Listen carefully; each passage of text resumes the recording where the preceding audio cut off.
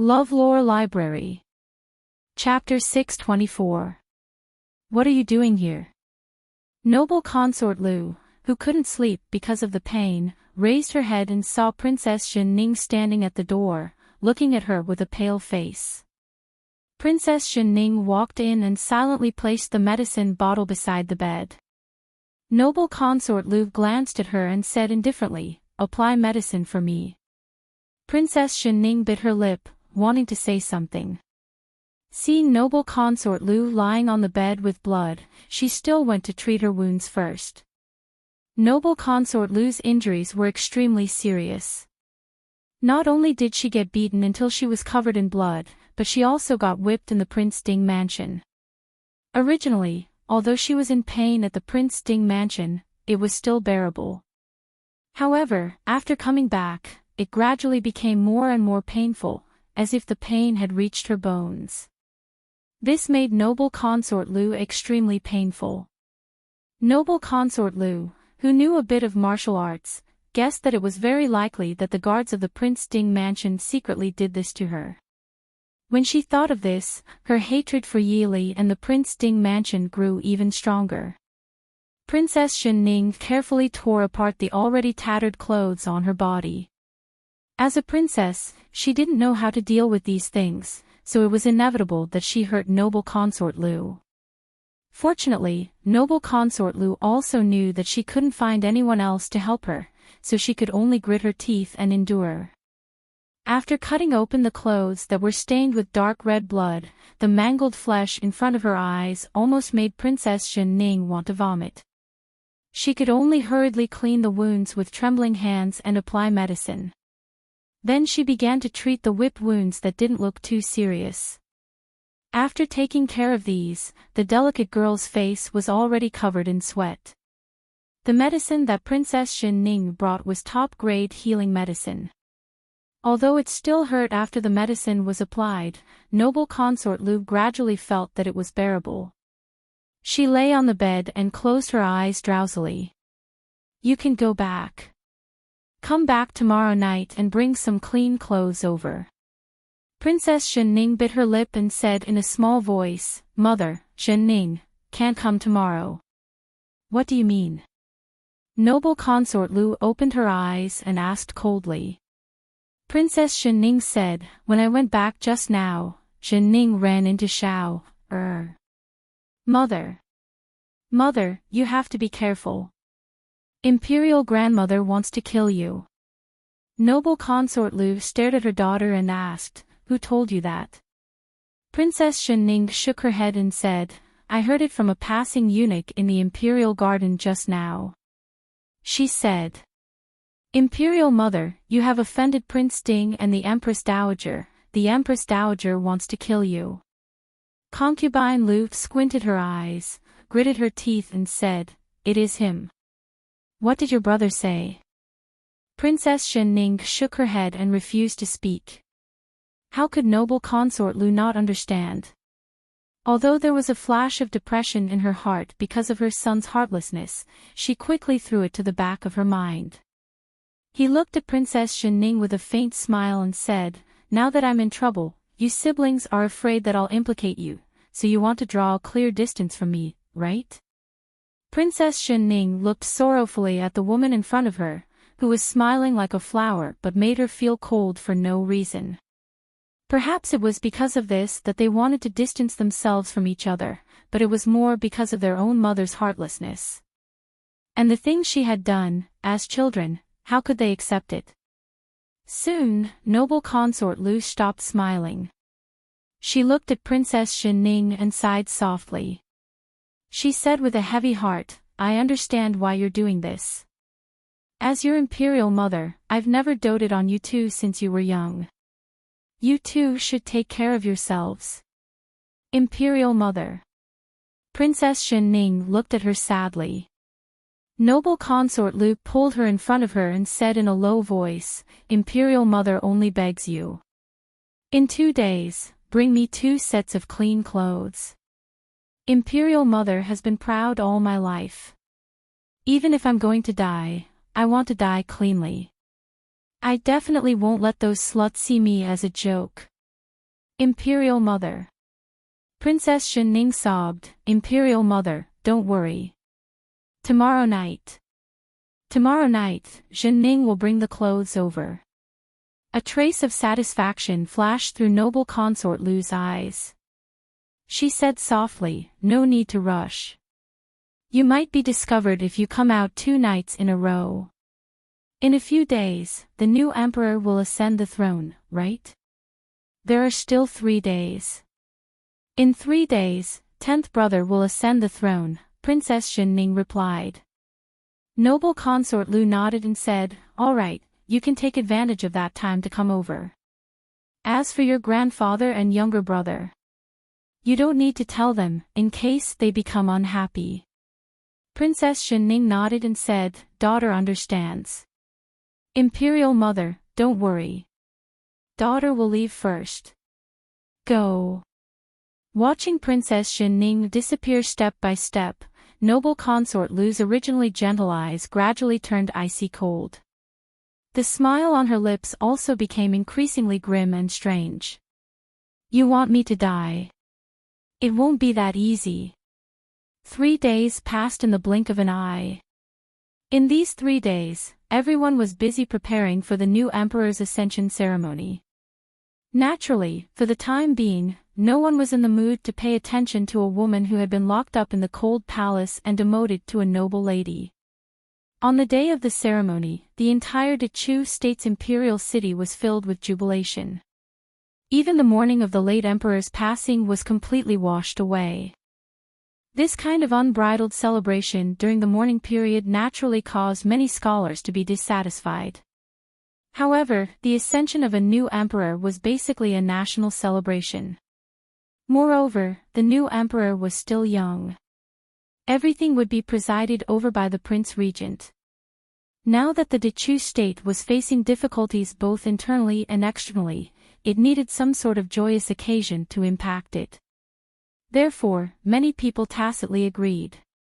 Mo Xiaoyao and Yi Li, as Prince Ding and Princess Consort Lu, were also the leaders of the Mahist army. Naturally, they also had to attend the ascension ceremony. However, the 2 of them didn't attend as officials or hosts. Instead, they attended as guests with the other envoys who had come to congratulate them. Of course, this caused many of the old officials of the Dechu state to be extremely disappointed. However, it also caused even more people to feel relieved. Even though the Dechu state's national strength wasn't as great as it used to be, it was still a large country. Almost all the countries that could make it in time sent envoys to congratulate them. Although people such as Genum King of Gojoseon, Princess Anshi, and Emperor of the Northern Tribes didn't come in person, they still sent envoys with high status. It wasn't impolite. Yi Li and Mo Xiaoyao sat side by side at the front of the seat specially prepared for the envoys of various countries. They were both dressed in white clothes embroidered with dark silver patterns. Just sitting there casually was enough to attract the attention of all the people present. What was more, there was a delicate and lovely baby in front of each of them. Although no one knew who the delicate baby in white clothes in Yi Li's arms was, most people knew who the baby in black clothes in Mo Xiaoyao's arms was. The baby was also handsome and had a faint arrogance. He was the heir of the Prince Ding mansion, the only heir of Mo Xiaoyao, and the young master of the Mahist army, Mo Yuchen. A child with such a domineering name was destined to be the focus of the world's attention as soon as he was born. Great Elder Princess. There was still a long time before the ceremony officially began. Great Elder Princess walked over with the help of the palace maids.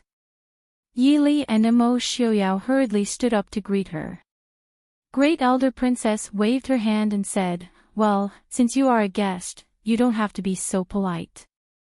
Deep regret, helplessness, and a touch of sadness flashed through the old man's eyes, which were full of wrinkles but shining with wisdom. Chapter 625. Yuchen, do you still remember me? Great Elder Princess looked lovingly at Mo Xiaobao, who was held in Mo Xiaoyao's arms, and asked with a smile. Mo Xiaobao blinked and nodded. Nice to meet you, princess. Ah. Great Elder Princess replied happily, Yu Chen, do you still remember me? Why don't you come to play with me? Do you dislike me because I'm old? Mo Xiaobao looked at Great Elder Princess and said seriously, Yu Chen needs to study and learn martial arts, so he can't go out to play. Princess, please come to our house to play. Then I will have time to play with you. What a smart boy. Great Elder Princess scolded him with a smile. She looked at Mo Xiaobao regretfully. It was a pity that there was no such smart boy in the royal family. Princess, this is my friend from the new school. You can call him Little Dai. Mo Xiaobao introduced Ling Junhan like an adult and deliberately omitted Ling Junhan's surname. Great Elder Princess squinted and looked at him carefully. She said with a smile, he looks like a good boy. Yili smiled and said, Xiaobao is not young anymore. Prince and I just want to find a playmate for him. Great Elder Princess didn't ask about Ling Junhan's identity. She nodded with a smile and said, it's good to have someone to accompany him. It's not good for a child to be alone. I want to choose a few children of suitable age from the nobles to be His Majesty's study companions after the 10th prince ascends the throne. Yili smiled and didn't say anything. Great Elder Princess's idea was certainly good. If the 10th prince had the ability, these children would become his confidants in the future. But it was not so easy. Since they came here as guests, they naturally couldn't ask about many things. Great Elder Princess just said it casually. She was also involved in political affairs in her early years. She was not a woman who was raised in the palace and knew nothing about the world. She naturally understood the current situation and difficulties. Xiuyao, I heard that you intend to protect the Zhangde Palace. Great Elder Princess looked at Mo Xiuyao and asked. Mo Xiuyao said with a smile, Princess, where did you hear this rumor? What does this matter have to do with our Prince Ding mansion? Since Xiuyao said that he won't interfere, he naturally means what he says. Great Elder Princess had watched him grow up, so it was not easy to fool him. She stared at him and said, Tell me the truth. Why do you keep her alive? I don't believe you have any feelings for her. Mo Xiuyao lowered his eyebrows and smiled. He didn't try to hide anything and said lightly, no matter how close Imperial Aunt is to the new emperor, she lives outside the palace and is beyond her reach. The new emperor needs someone to protect him, or else. Her. Great Elder Princess asked with a frown. Mo Xiuyao laughed and said, as long as she knows that she will only be well if the new emperor is well, of course it's fine. Although the one in Zhangde Palace is not familiar with politics, she has been in the palace for her entire life. I'm afraid that she is more experienced than you, Imperial Aunt. Back then, she was able to protect those two brothers in that kind of environment until they grew up safely and ascended to the position of Empress Dowager. Imperial Aunt knows that she can't do it this time. Great Elder Princess seemed to be convinced by him and nodded. Even so, why does Xiuyao care so much about the new emperor? Mo Xiuyao laughed loudly and said, I just don't like Mo Jingli. After this period of time, there is little affection left between them. As long as Imperial Aunt can give her a satisfactory bargaining chip, as long as she is still alive, Mo Jingli will always be princely. Hearing this, Great Elder Princess was thoughtful. She naturally knew that the relationship between Empress Dowager and Princely was tense, but she was not sure whether Empress Dowager could restrain Princely. A few heavy drums sounded, and the auspicious time of the ascension ceremony had arrived. People who were whispering with their heads lowered all sat up straight and stared at the end of the huge red carpet with dragon patterns in front of them. A child of only 6 or 7 years old strolled over, surrounded by a large group of people. Empress Dowager, dressed in a gorgeous and graceful court dress, walked beside Mo Suyun and held the obviously timid child with one hand. From this moment on, she was no longer Empress Dowager, but Grand Empress Dowager. Seeing so many adults staring at him, Mo Suyun habitually wanted to shrink back. But one of his hands was firmly held by Empress Dowager and could not move. Empress Dowager looked down at him and whispered, "Don't be afraid. I will be with you." The little child, dressed in a bright yellow dragon robe, looked pitiful as if he had been abandoned. But he did not cry on such an occasion as he had made some progress. Empress Dowager's eyes flickered, and she reminded him faintly, "Do you remember what Great Elder Princess taught you?" "Yes." Mo Suyun whispered and looked at Imperial Grandmother in front of him with some fear. It seemed that thinking of the very amiable Great Elder Princess gave him more courage, and he nodded seriously. Empress Dowager said, "Good. Let's go. Great Elder Princess is also looking at you." Mo Suyun nodded his head and allowed the Empress Dowager to lead him to the high and mighty dragon throne. Although he was still very scared, he didn't just want to run away like he did before. When passing by Great Elder Princess, Mo Xiaoyao, and Yili's table, Mo Suyun's eyes lit up and he looked at Great Elder Princess and wanted to say something. Great Elder Princess smiled at him lovingly and shook her head. The child bit the corner of his lips with some grievance and followed Empress Dowager forward. The 10th prince has changed a lot. Aunt's teaching these days is not in vain. Yili sighed in a low voice. Great Elder Princess shook her head and said, "He is still far away." He was indeed better than a few days ago, but he still had a long way to go to become the emperor of a country. On the way, he needed the guidance and support of wise teachers. No one could be born to be a wise emperor. But she did not know whether those people would give him this opportunity. Mo Suyun was led by Empress Dowager up the high steps, and officials of the Ministry of Rites and the Imperial Astronomer were carrying out various complicated ceremonies. Even from a distance, Yili could see that the child's little body was tense and he was so tired that he was about to fall. However, he did not cry or say anything. Instead, he held on silently. Yili looked around and asked with some confusion, "Why didn't Madame Li come?" Madame Li was the birth mother of the new emperor. After the new emperor ascended the throne, she would be the Empress Dowager. It was impossible for her not to come to such an occasion. Great Elder Princess shook her head and said, in order to make the child obedient, Prince Regent had Madame Li locked up. Speaking of this, Great Elder Princess frowned and looked at Mo Jingli who was sitting in the front in the distance, her eyes full of disapproval. When the new emperor ascended the throne, he put his birth mother, the Empress Dowager, under house arrest. Even if Prince Regent did this for the sake of the smooth ascension ceremony, he had gone too far. The ceremony, which lasted for nearly 2 hours, finally ended. The exhausted new emperor was taken away to rest. Then it was time for the banquet. The new emperor was young, so it was naturally presided over by Prince Regent Mo Jingli. Seeing Mo Jingli raise his glass to toast the guests and courtiers in high spirits, everyone could clearly feel that the vast land of Dechu State belonged to Prince Li, at least for the time being.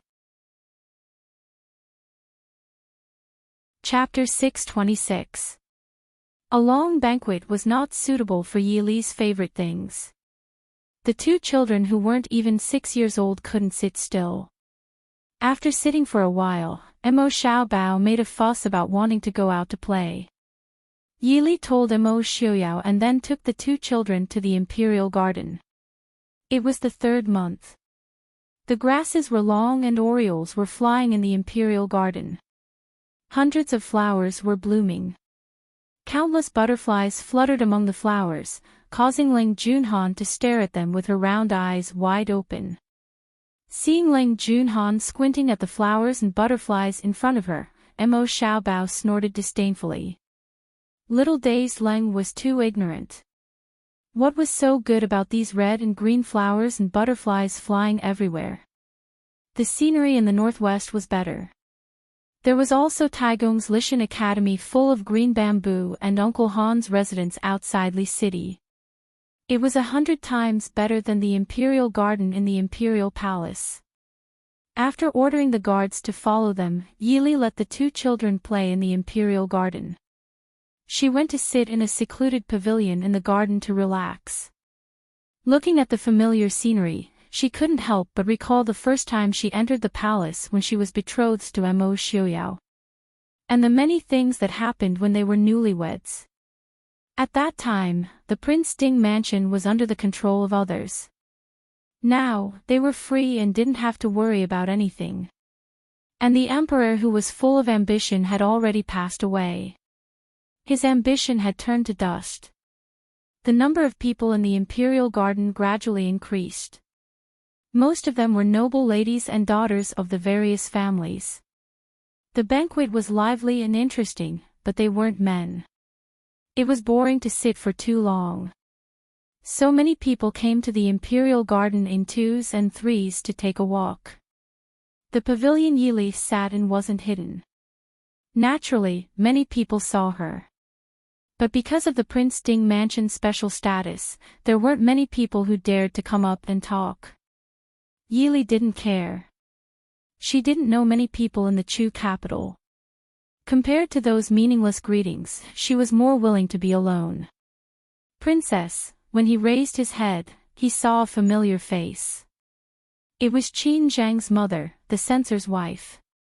Yili smiled and said, "Madam Qin, please sit."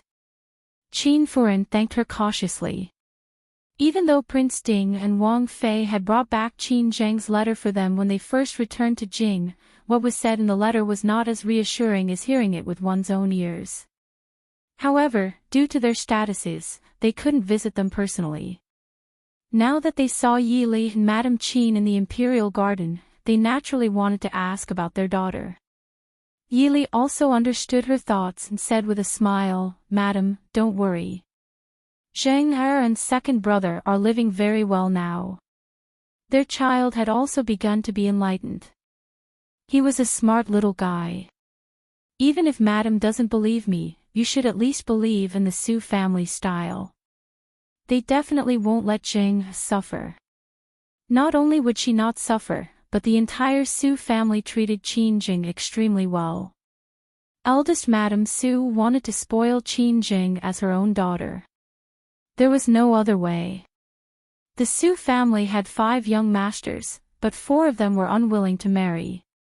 This made eldest Madame Su and second Madame Su hate that they didn't arrange more marriages when they were children. Qin Zheng was the Su family's only daughter-in-law and had given birth to the Su family's only great-grandson. How could they not dote on her? Madame Qin smiled with some embarrassment and said, "Wang Fei is joking.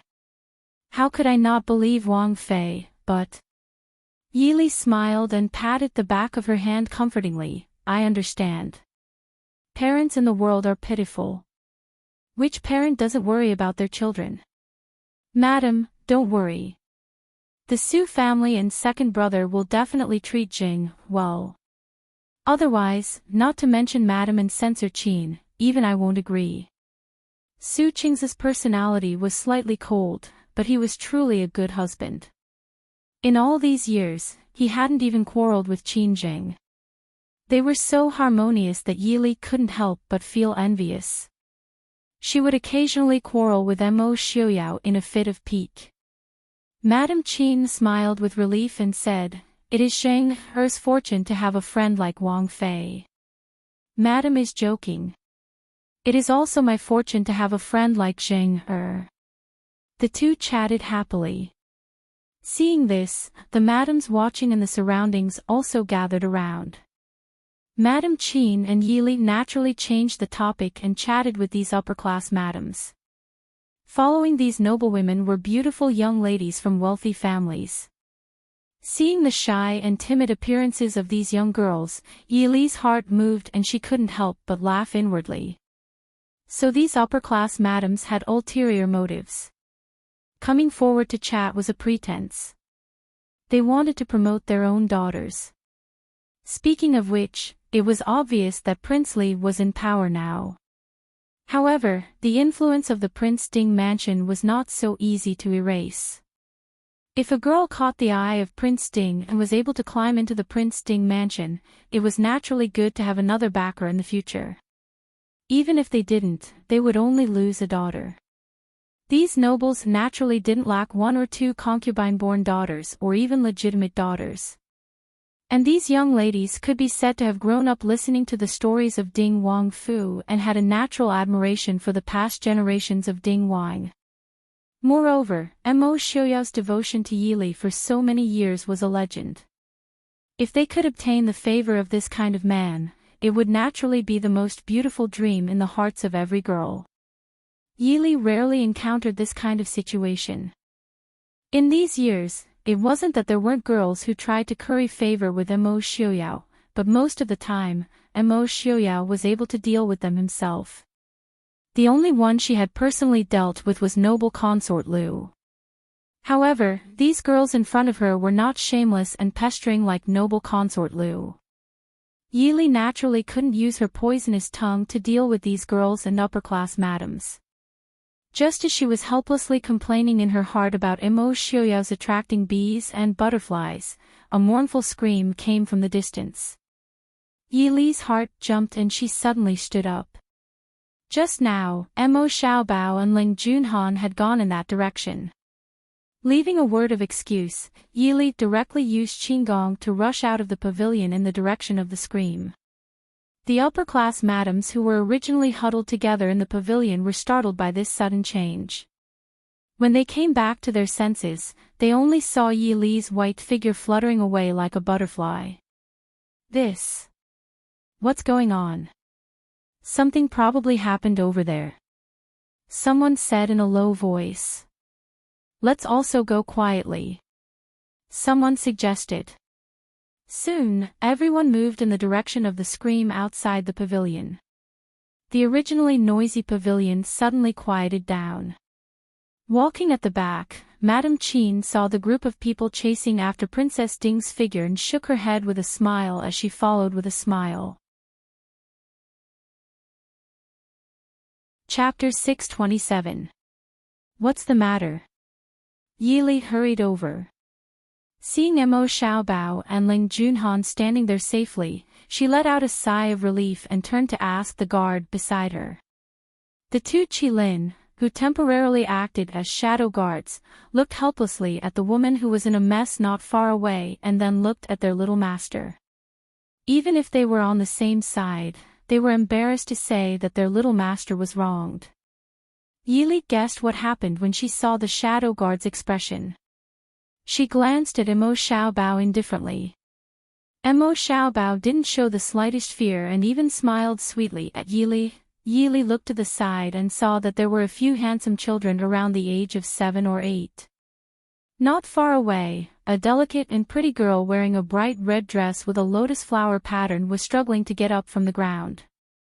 Her bright red dress was stained with some unknown substance. The color was so strange that it made people feel uncomfortable.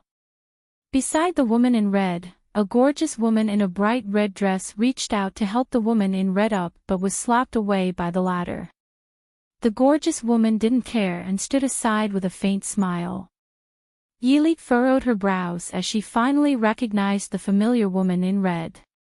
She was the fiancée of Marquis Muyang's heir whom she met once in the past. She was now the young madam of Marquis Muyang's heir.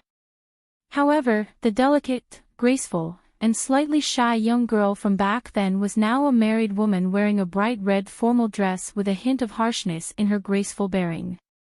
Young Madame Mu stood up and raised her hand to slap Yaoji who was standing beside her. Although Yaoji didn't know any martial arts, her dancing skills were superb and could be said to be the best in the world. She was agile and nimble. She had just raised her hand and Yaoji had already dodged to the side. Young madam. Yaoji took a step back and said in a low voice with a slightly changed expression. Young Madame Mu's slap missed and her face turned uglier. Bitch! You dare to dodge. Do you think that when your husband was still at home, he would support you in everything? Yaoji looked at her indifferently and said, I don't know if Muyang can support me now. I only know that I'm in the palace now. If young Madame Mu really wants to make a scene, you won't be the only one who will be embarrassed. Marquis Muyang's mansion will also be in trouble. Young Mistress Mu couldn't help but feel suffocated. Of course, she knew that her parents-in-law loved the face of Marquis Muyang's residence the most. No matter who was right or wrong in today's matter, if he lost face in the palace, he would not be able to get away with it. However, she was unwilling to let Yaoji go just like that. In the past, when Muyang was in the Fu, he always protected this woman and embarrassed her. Now that Muyang had finally gone to war, her mother-in-law naturally had to give her some face because she didn't have a child, so she doted on this woman's son. Moreover, this woman was much more difficult to deal with than she was a few years ago. He couldn't get any benefits from her openly or secretly. This time, she finally found a reason to make a fuss, but it happened in a place like the palace and even alarmed Princess Ding. She glanced at Yi Li and the three children not far away with hatred and sneered, What? Is Princess Ding here to support this bitch? How come I don't know that a bitch of our Marquis Muyang's mansion can make Princess Ding so worried? Yi Li frowned slightly and looked at young Mistress Mu, saying indifferently, Young Mistress Mu, you think too much. I just heard the screams here and came to take a look, in case my children are in danger. Although she said so, Yi Li couldn't help but sigh with regret in her heart. In just a few years, this young Mistress Mu had changed too much compared to the slightly scheming but still gentle and pretty girl. The most incomprehensible thing was, where did her hatred for her come from? Although Yaoji's return to Marquis Muyang's mansion was instigated by her, this young Mistress Mu would never know about it. And when they met that year, Yi Li asked herself if she was biased towards Yaoji. It seems that young Mistress Mu is fine. I won't disturb you anymore, goodbye. After Yi Li finished speaking, she turned to Mo Xiaobao and said, Why aren't you bringing Junhan over? Are you fooling around again? Mo Xiaobao pouted and walked slowly to Yi Li. He looked up and said, I'm not fooling around, I found a new friend. Mother, I want to play with him. Mo Xiaobao pointed at the child standing at the side. It was the only young master of Marquis Muyang's mansion, Mu Lai. Before Yi Li could say anything, young Mistress Mu sneered and said in a sharp voice, Ding Wang Fu's Shitzi really has a special taste, eagerly chasing after a lowly concubine's son to play. No wonder he didn't show any etiquette. As she said that, she looked at the hem of her blouse with disgust. There was a lump of something that she didn't know. It was especially conspicuous on the auspicious and graceful bright red dress of the madam. Next to her, Yaoji pulled her and whispered, Young mistress, be careful with your words. Young Mistress Mu glared at Yaoji fiercely, the anger in her heart rising. The clothes she was wearing were the masterpiece of the handsome and well-behaved Prince Ding Mansion's Shitzi, who wore a black brocade robe.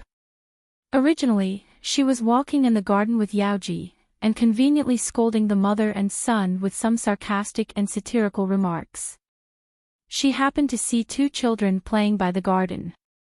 She was married to Muyang for so many years but didn't have any children, so she was especially envious and fond of other people's children. Of course, Mu Lai, who was born by Yaoji, was an exception. Young Mistress Mu saw the two children playing by the garden, so she walked over to take a look at the two children. The shadow guard beside Mo Xiaobao saw that she didn't have any ill intentions and also saw his Shizi's gesture, so he didn't stop her. Who knew that when she just squatted down and didn't touch Mo Xiaobao, something jumped out of Mo Xiaobao's arms and pounced on young Mistress Mu. Young Mistress Mu was shocked and wanted to dodge, but something tripped her and she fell to the ground. That black and wet little thing, which she didn't know whether it was a cat or a dog, stepped on her body a few times and quickly scurried away. That wasn't all. Mo Xiaobao didn't apologize for scaring others and even mocked them without holding back. He even pulled Mu Lai aside to chat and laugh. It turned out that young Mistress Mu's words about Yao Ji and Mu Lai were all heard by Mo Xiaobao, so young Master Mo decided to be chivalrous and hand it over to his friend. While they were talking, the madams and young ladies behind Yili had already caught up.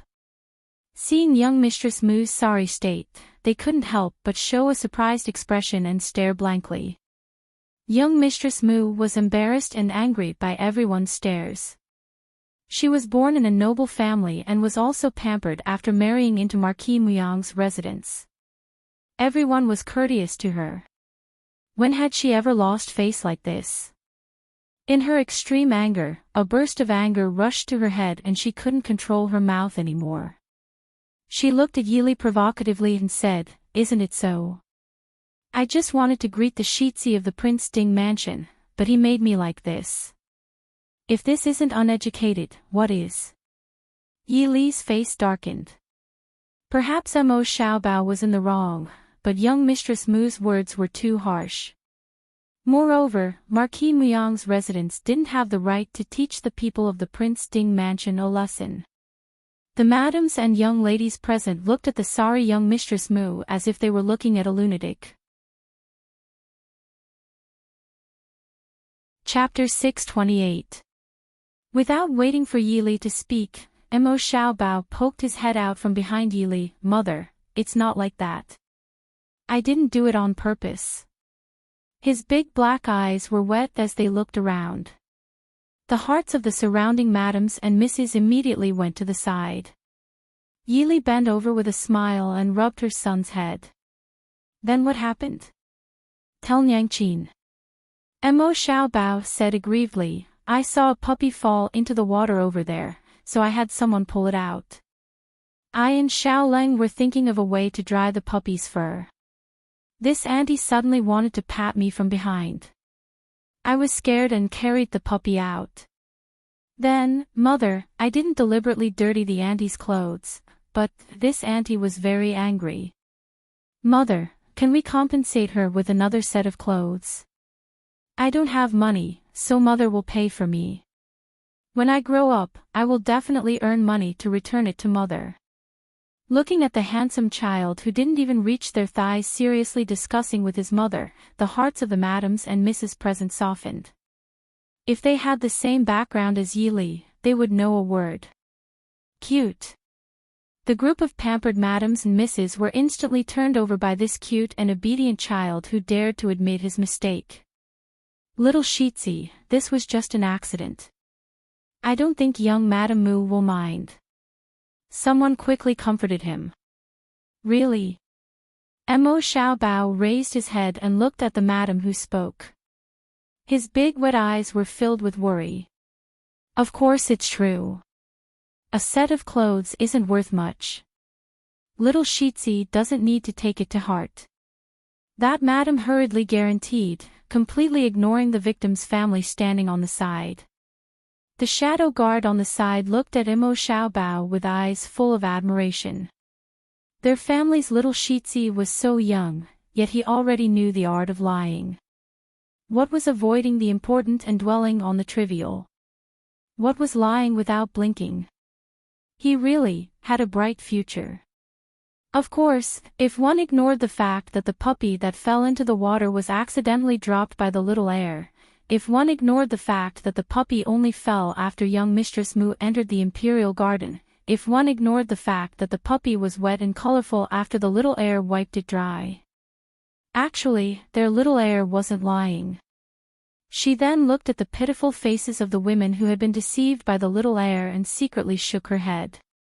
If they had the time to pity the little heir, who sometimes even made the prince suffer in silence, they might as well pity the puppy that had run off to take a bath somewhere.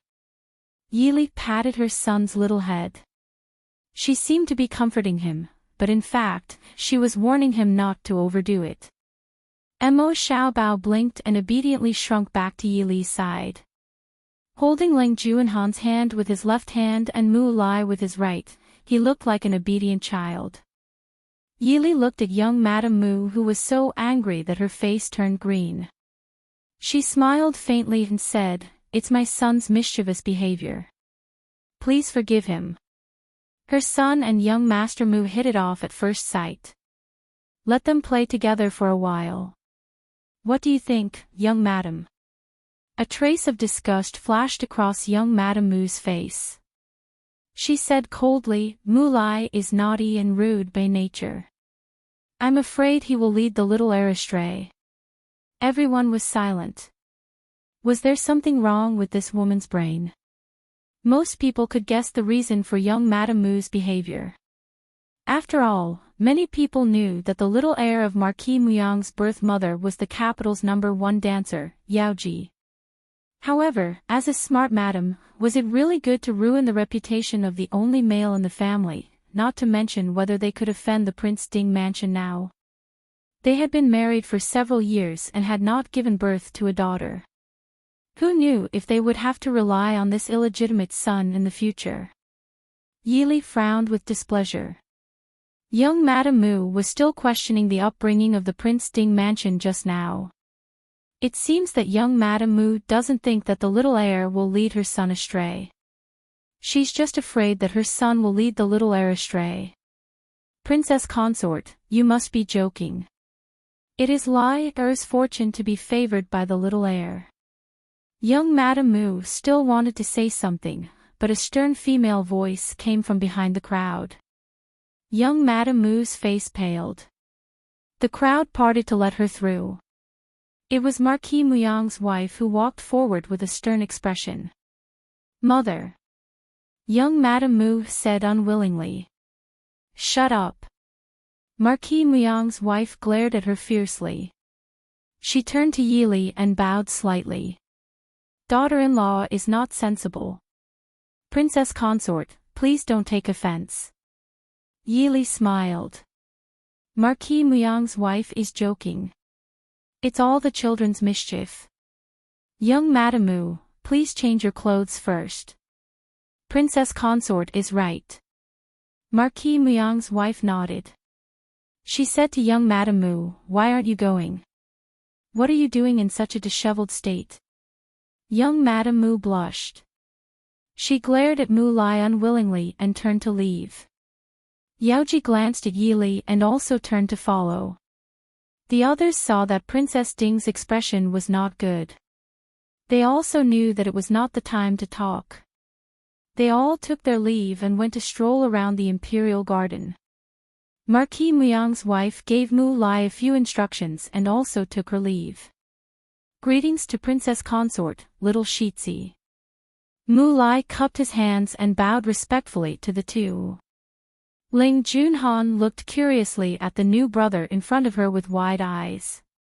Mo Xiaobao said unhappily, Shitzi is Shitzi. Why do you have to add the word little?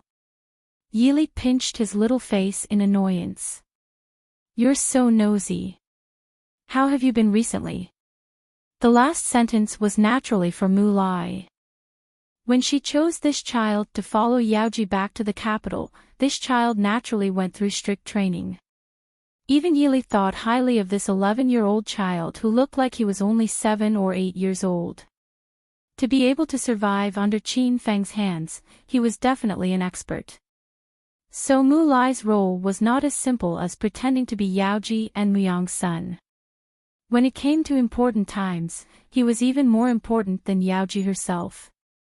Thank you for Princess Consort's concern. Lai is very good. Mu Lai said seriously with a little adult face. Yili smiled and rubbed his little head. You're just a child. Why are you so serious?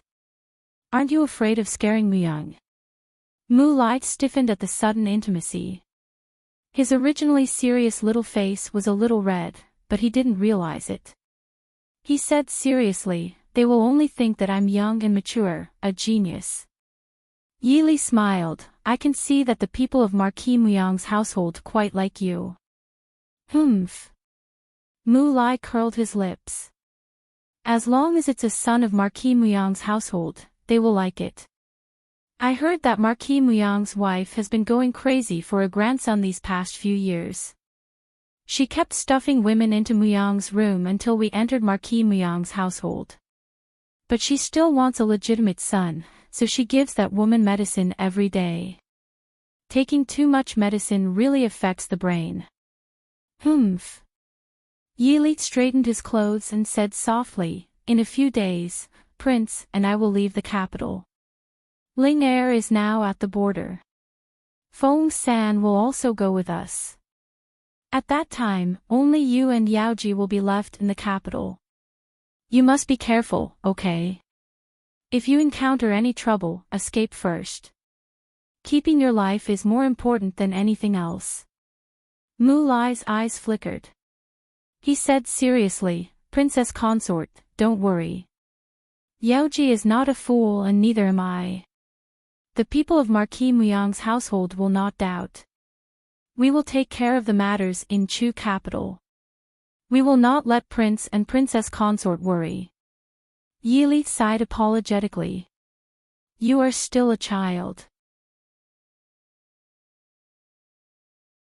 Chapter 629. Mu Lai's hair stood on end. "I'm not a child. I'm Qi Lin." Okay. Yili quickly comforted him. "When you come back, I'll ask Qin Feng to make an exception and accept you into Qi Lin. So, you have to be careful." "Thank you, Princess." Mu Lai said happily. He believed that his ability was not inferior to others, but Commander Qin always forbade him from joining Qi Lin because he was young. Humph. Wasn't he also on a mission now? And it was a mission that those tall and stupid bulls could never replace. Just by looking at Mu Lai's expression, she knew what he was thinking. Yili just smiled faintly and shook her head. "It's on fire. It's on fire." Suddenly, there was a noise in the distance. Yili stood up and looked in the direction of the noise. Two guards were standing on the left and right of Mo Xiaobao and Ling Junhan. Mu Lai stood on a stool and looked. He raised his eyebrows and said, "That's the direction of the Cold Palace. It's the Qiu Liang Palace. Noble Consort Lu is currently imprisoned there. Qiu Liang Palace. What a coincidence.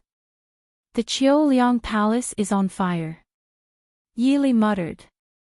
After thinking for a while, she ordered the guard beside her. "Take the little heir to find the prince. I'll go and take a look." "Princess." The guard behind her said hesitantly. Yili shook her head. "There won't be any danger in the palace. Protect the three children.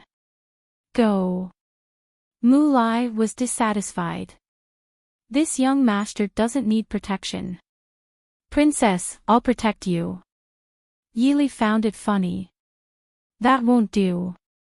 If you go with me now, people will suspect you. Be good and follow Xiaobao and Junhan. I'll leave these two brats to you." Without giving Mu Lai a chance to refute, Yili flew out. Mu Lai had a serious expression on his face, but his little ears were red. He glanced at Xiaobao awkwardly and muttered, "All right, this young master will do his best to protect you." Xiaobao rolled his eyes. "Who needs your protection?" Ling Junhan smiled and extended her hand to Mu Lai. "Brother, Bao Bao. Little dummy Lang. Do you even know who's close and who's distant?" Mo Xiaobao was furious. "Oh. Little dummy Lang, little treasure Mo." Hee. Mo Xiaobao's face darkened. Hee, your sister. By the time Yili arrived at the Autumn Cool Palace Hall, the fire had already burned down half of the side hall. The Autumn Cool Palace could be said to be the cold palace of the cold palaces. It had been in disrepair for many years and was overgrown with weeds. It was hard to believe that this was the imperial palace. Usually, people rarely came here, not to mention that today was the coronation ceremony. Naturally, no one would come here. Even if there was a fire, the palace maids and eunuchs saw it from afar. It would take them a long time to pass through the overlapping corridors of the palace. At least when Yili arrived, there was not a single person who came to put out the fire. Princess. In the end, the guards did not all stay by Mo Xiaobao's side. Two of them chased after Yili. Help! Help! A weak cry for help came from inside. Yili frowned. This was not noble consort Lu's voice. Yili would never mistake noble consort Lu's arrogant and indifferent voice. Even if she was weak, she would not sound like this. Help! Yili flew into the autumn cool palace hall. The two guards were startled and wanted to follow her in. Yili's voice came from inside, stay outside. The autumn cool palace hall was a side hall. It was not big inside. So when Yili went in, she saw the woman lying on the ground. She quickly stopped the two guards who wanted to follow her in. The woman was wearing a light pink dress. Looking at her figure, she should be a young girl. And from the material of her dress, it was clear that she was not a palace maid. Stepping forward to help the young girl up, Yili quickly went outside. Fortunately, the young girl should have run outside when she saw the fire. But for some reason, she fell down a few steps away from the door. If she fell deeper, with her voice, they would not be able to hear her. Bringing the young girl out of the autumn cool palace hall, she put her down on the bluestone road outside. Turning around, the fire had already surrounded the entire autumn cool palace hall. If they came 1 or 2 steps later, the young girl would have been burned to death inside. Princess, noble consort Lu. The guard behind her reminded. Yili shook her head and said, forget it. The fire is too big. Let's wait until the fire is extinguished. He bent over and brushed away the long hair on the girl's face, revealing a delicate and pretty face. However, there was a burnt scar on the left side of her face, from the corner of her eye to her earlobe. There were also some burn marks on her clothes. The guard lowered his head to examine her and said, she was drugged. Something from the fire must have fallen on her face to wake her up. Then, she struggled to crawl out. This is... Yili looked at the young girl's unharmed face. Although they had not seen each other for many years and she was still young at the time, her memory was still clear. However, Yili's good memory allowed her to recognize the identity of the girl in front of her. Noble consort Lu, the daughter of Lu and Imo Jingqi, the second princess of Chu. Princess Xin Ning. Princess Xin Ning, who was on the ground, forced herself to open her eyes. No matter how powerful the knockout powder was, the deep burn on her face left a palm-sized scar. Coupled with the thrill and despair she had just escaped death, she didn't have much energy left in her. Yili lowered her head to look at the young girl on the ground. She had never seen a young girl with such a pair of lifeless eyes. After the relief from escaping death, they instantly became lifeless without a trace of life. Chapter 630. Most of the buildings in the imperial palace were made of pure wood, and the borders were painted with all kinds of colors as decorations. Once the fire was ignited, it naturally became more and more intense. In less than a quarter of an hour, the entire autumn cool palace was surrounded by a sea of fire, and even the surrounding palaces began to spread. Yili and the others could only bring Princess Xin Ning to the imperial garden far away from the autumn cool palace. Placing Princess Xin Ning on the side of a small lake that was wide, flat, and well ventilated, she looked at the fire in the distance, and ordered, "Go call for an imperial physician." Li. Before the imperial physician arrived, the white-clothed Mo Xiaoyao had already rushed over like the wind. Seeing that Yili was fine, he let out a sigh of relief.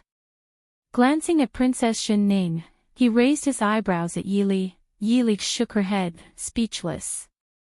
It wasn't appropriate to talk about these things in front of Princess Xin Ning at this time. Behind them, Mo Xiaobao was carried over by a guard, and behind him was Ling Junhan, who was also being carried. Mother. Mo Xiaobao cheerfully jumped down from the guard's arms, and pounced on Yi Li. But halfway through, Mo Xiaoyao grabbed him by the back of his clothes and hung him in the air, waving his arms and legs. Mother, mother, this child was so worried about you. Imperial father is bad, let go of me. I want mother. Yi Li took him from Mo Xiaoyao's arms in amusement, patting him comfortingly with a smile. Mother is fine, I told you to be careful. Good child. Mo Xiaobao rubbed himself against Yi Li's chest in satisfaction, ignoring Mo Xiaoyao's gloomy expression, and nodded repeatedly. It's good that mother is fine. This child loves mother the most. Princess Xianning, who was sitting against the rockery, looked at the giggling Mo Xiaobao in Yi Li's arms, then looked at the gentle smile on Yi Li's face, and a trace of envy and bitterness flashed through her eyes. Yi Li saw this and placed Mo Xiaobao on the ground. She squatted down and asked softly, Princess Xianning, are you okay? Princess Xianning nodded and said in a low voice, Many thanks. Many thanks to Princess Ding for saving my life. Facing the elegant and graceful woman in front of her, she really didn't have the face to face her. She knew what her consort Mu Fei had done, but it was Ding Wang Fei who had disregarded her relationship with her consort Mu Fei and saved her life. As for her biological mother, not only did she use her, she even almost killed her. Why? Why was her mother such a person? Sister! Sister! A series of hurried shouts could be heard. The Duke of Qin had rushed over with his 8-year-old brother after hearing the news. Following behind them were Mo Jingli and the other princes of the imperial family and the nobles of the imperial court. The fire in the autumn cool palace wasn't small. Although people had already gone to put out the fire, today's windy weather made the fire even worse. It had already spread to 3 or 4 palaces. Even if they were standing in the opposite corner of the autumn cool palace, they could still feel the intensity of the fire. Mo Xiaoyun rushed over and immediately saw Princess Xianning sitting on the ground. He quickly rushed forward, Royal sister, how are you?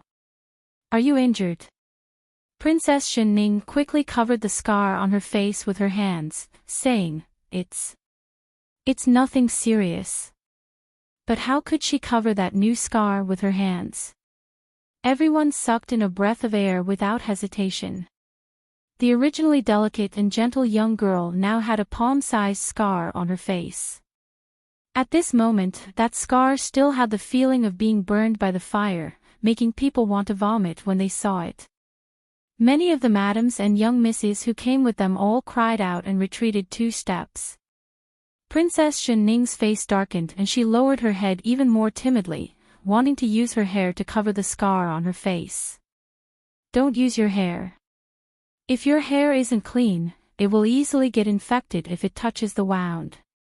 A slender hand gently pressed down on her shoulder, gently pressing down on her hand that wanted to pull her hair. Princess Xianning was stunned. She raised her head and stared blankly at the woman with a faint smile on her lips. There wasn't the slightest bit of disgust or fear on her face, but from her gentle and clear eyes, she saw her ugly self. Princess Xianning trembled and quickly lowered her head.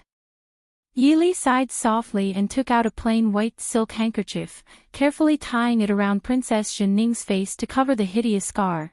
Wait for the imperial physician to come and prescribe some medicine to treat the scar. You'll be fine very soon. De Chu State's female upbringing was very strict. Unmarried maidens also had the habit of wearing a veil when they went out. Therefore, after Princess Xianning put on a veil, although she looked a bit out of the ordinary among the unmarried maidens, it wasn't considered out of place. The surrounding people also let out a sigh of relief. Most of them were maidens who had been raised in their boudoirs. When had they ever seen that kind of scar? It was good that it was covered now. At the same time, more people turned their gazes towards the gentle and elegant white-clothed woman. They were full of admiration for Princess Ding's calm demeanor. What exactly happened? Mo Jingli glanced at Yi Li, who had returned to Mo Xiaoyao's side, and asked in a deep voice. Princess Xin Ning gently bit her lip and refused to speak. Mo Jingli looked towards Yi Li. Yi Li calmly said, "We only rushed over when we saw the fire in the imperial garden. We only had time to save Princess Xin Ning. We don't know if there was anyone else inside." Mo Jingli frowned and asked, "Why would Princess Xin Ning be in the Autumn Cool Palace at this time?" Princess Xin Ning refused to speak. Mo Xiaoyun took a deep breath and stood up. He patted his younger brother, who was hiding in fear beside him, and said, "Imperial grandmother locked my imperial mother in the Autumn Cool Palace. Imperial sister went to visit imperial mother. That's right. It was Jia who locked her in the Autumn Cool Palace." The Empress Dowager slowly walked over, surrounded by a group of palace maids and eunuchs. She just happened to hear Mo Xiaoyun's words and calmly replied. Mo Jingli said in a deep voice, "Noble consort Lu was locked in the Autumn Cool Palace. How come I didn't know?" The Empress Dowager sneered, "This is an internal matter. How come Jia didn't know?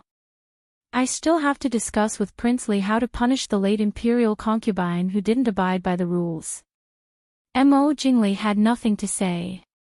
Even though he was dissatisfied with the Empress Dowager punishing noble consort Lu behind his back, he couldn't say it in front of so many people. After all, even the Prince Regent could only manage government affairs. On the surface, he absolutely couldn't interfere with the matters of the late Empress Palace. After a moment of silence, Mo Jingli said, "Since that's the case, I don't know if noble consort Lu died in the fire." Everyone looked towards Princess Xin Ning. At this time, the fire was still burning. Other than Princess Xin Ning, no one knew the situation inside. No one knew if noble consort Lu was burned to death inside. But Princess Xin Ning clenched her teeth and refused to speak. No one could do anything. Mo Xiaoyao's gaze swept over everyone indifferently. Just when Mo Jingli thought he was going to say something important, he heard Mo Xiaoyao leisurely say, "Since something happened in the palace, I think this banquet can't be held. I and Wang Fei will return to the Fu first. In addition, I and Wang Fei will be leaving for the northwest in a few days. At that time, we won't be coming to say goodbye." Mo Jingli secretly sighed in relief and nodded. Then, "Prince Ding, please leave first." Mo Xiaoyao nodded. With one hand holding Mo Xiaobao and the other holding Yi Li's hand, he prepared to leave the palace. Chapter 631. Princess Ding. Mo Xiaoyun, who hadn't said anything, suddenly opened his mouth. He walked in front of Yi Li and said in a deep voice, "Thank you for saving my imperial sister. I can't repay you for saving my life. Please accept a bow from this little prince." After speaking, he bowed deeply to Yi Li. Yi Li, seeing the 12 to 13-year-old youth bowing so solemnly, Yi Li smiled faintly and said, "Duke of Qin is too polite. It's just a small matter. Duke of Qin, please take good care of Princess Xin Ning. Farewell." Seeing the family of three walk out of the imperial garden surrounded by guards, Mo Jingli's heart relaxed. Only now did he truly believe that perhaps Mo Xiaoyao really wasn't interested in Chu state's matters. In the carriage leaving the palace, Ling Junhan, who was lying in Yi Li's arms, had already fallen asleep from exhaustion.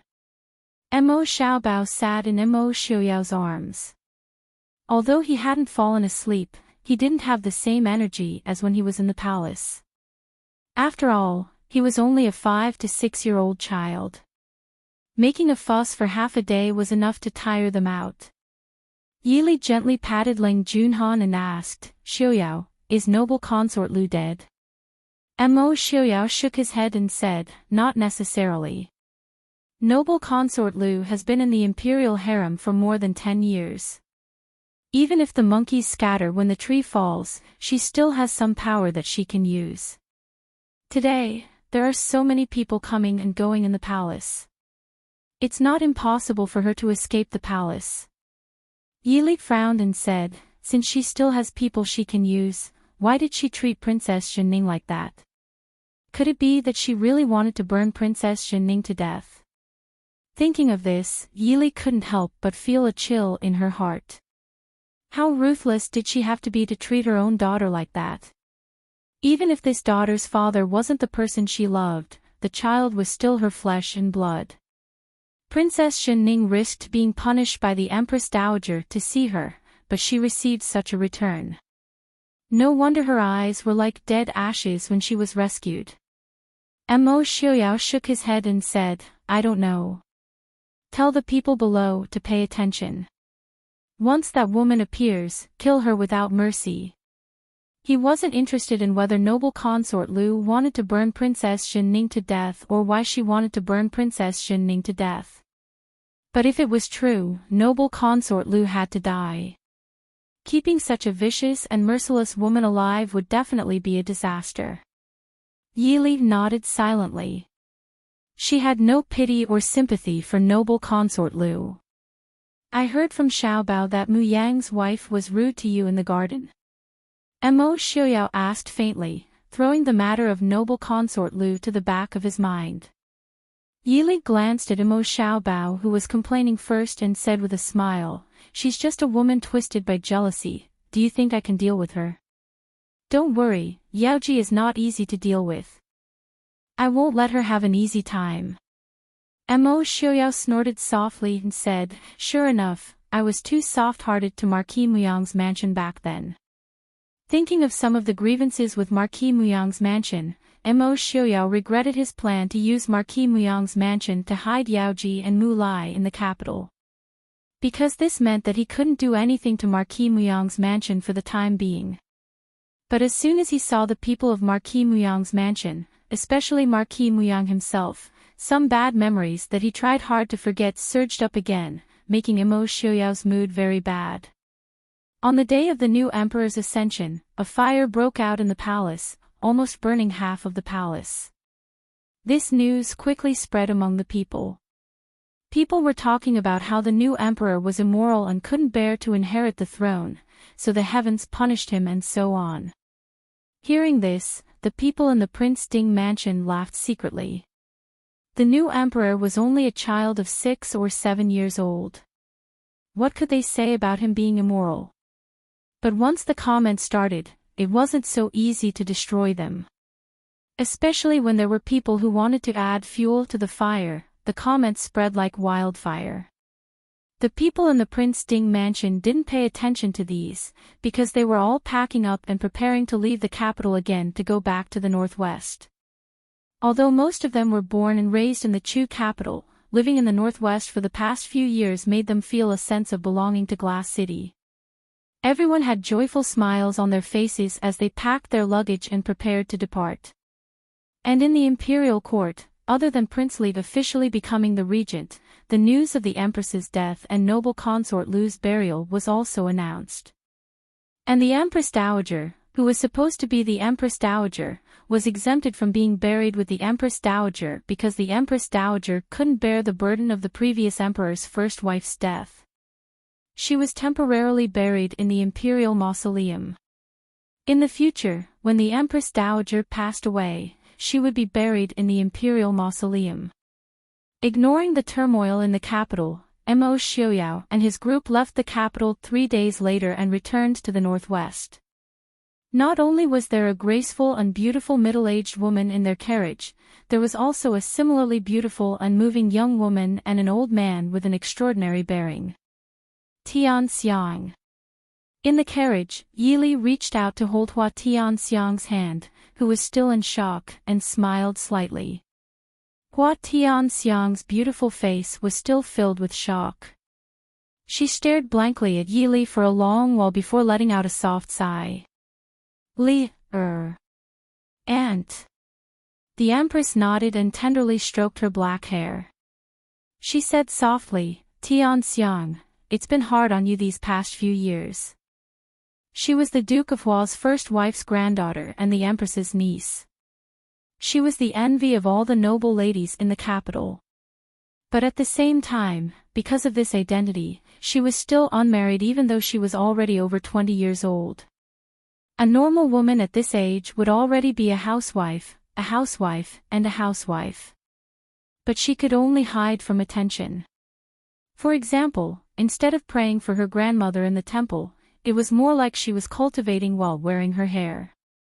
Hua Tianxiang shook her head and smiled. Aunt, what are you talking about? I eat well and wear good clothes. How could I have suffered?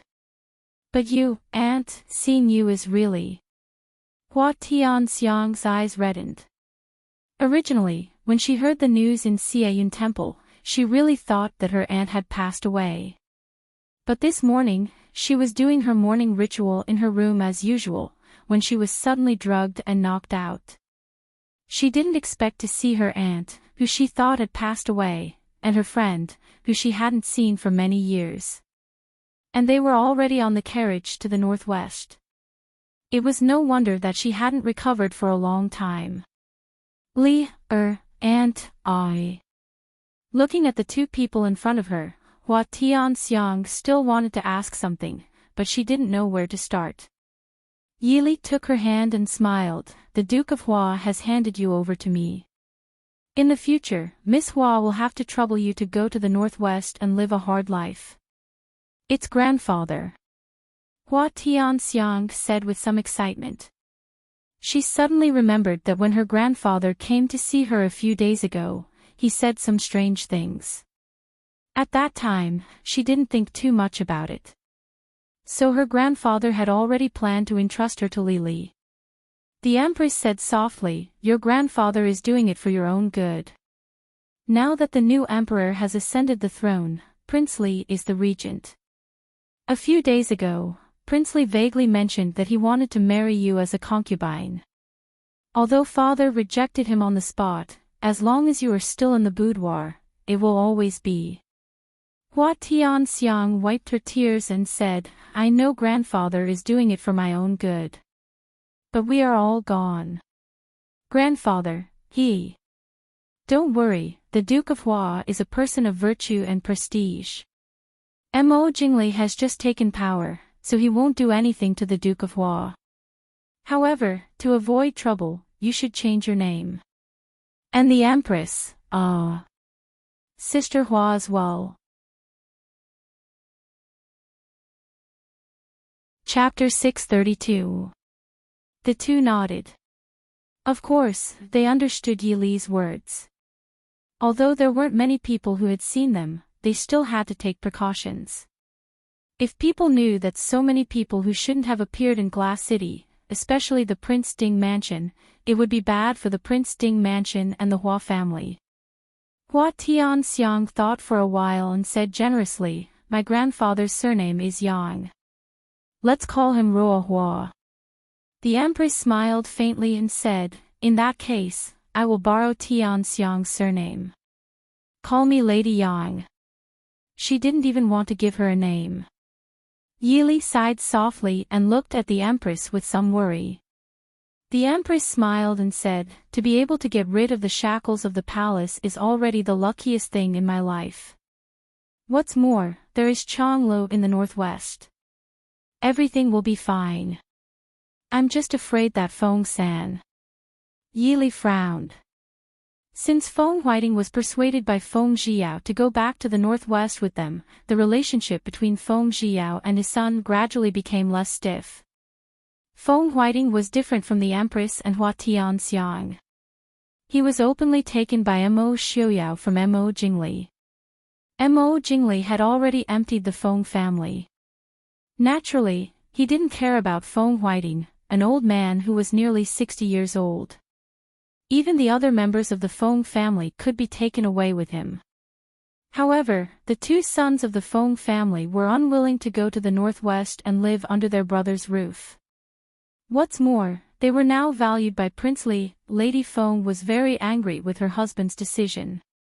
Naturally, she stood on her son's side. In the entire Feng family, except for a few loyal servants and young children of concubines, no one was willing to follow Feng Huiting, who had no wealth and power, to the northwest to suffer. But Master Feng. Although Feng Huiting didn't say it clearly, Yili could still see his attitude towards the matter between Feng Zhiyao and the Empress. The Empress shook her head and said with a smile, Yao didn't have parents to care for him since he was young. He always values relationships more than others. In the future, with his father watching over him, he will slowly understand. After so many years. I'm tired too. As long as Tianxiang and Changlo are well in the future, I have no regrets. Yili remained silent. It was difficult for outsiders to interfere in matters of the heart. The matter between Feng Zhiyao and the Empress could only be solved by themselves. Hua Tianxiang looked at the two in confusion, but she also felt that the atmosphere was a bit heavy. She smiled and said, Of course we will be fine, everyone will be fine. Aunt, please call me Ruohua, lest you accidentally call me Ruohua in the future. The three of them smiled. Yili nodded and said, That's right. We'll all be fine.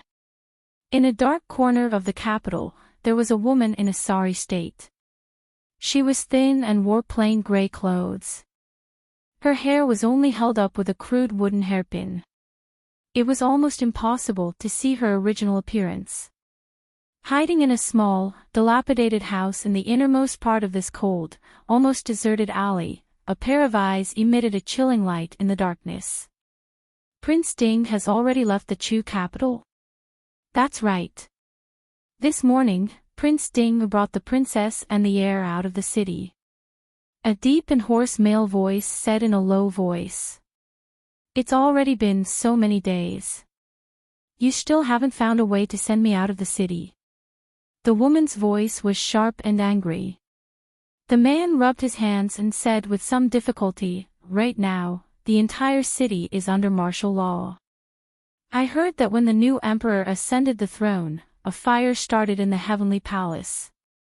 It even burned Princess Xin Ning's face.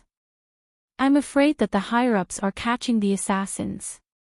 The woman's eyes widened in shock. Because she hadn't seen the sun for many days, her pale face revealed obvious shock. The man thought that she was frightened and hurriedly held her hand and comforted her. Don't be afraid. The assassins wouldn't come to this kind of place. Looking at the woman in front of him who was still shockingly beautiful even though she wore coarse clothes and no makeup, the man's eyes changed. His hand moved up unruly. A trace of impatience flashed across the woman's face. She waved him away and said, Get lost, I'm not in the mood. Darling. Don't worry, we'll soon find a way to leave the city. Darling. The man lazily picked up the woman and pressed her down on the bed. His eyes flashed with shocking lust as he buried his head in the woman's body and kissed her. The woman endured the disgust in her heart and let the man do whatever he wanted to her body. However, his thoughts had already drifted elsewhere. How could Zhen Ning be burned?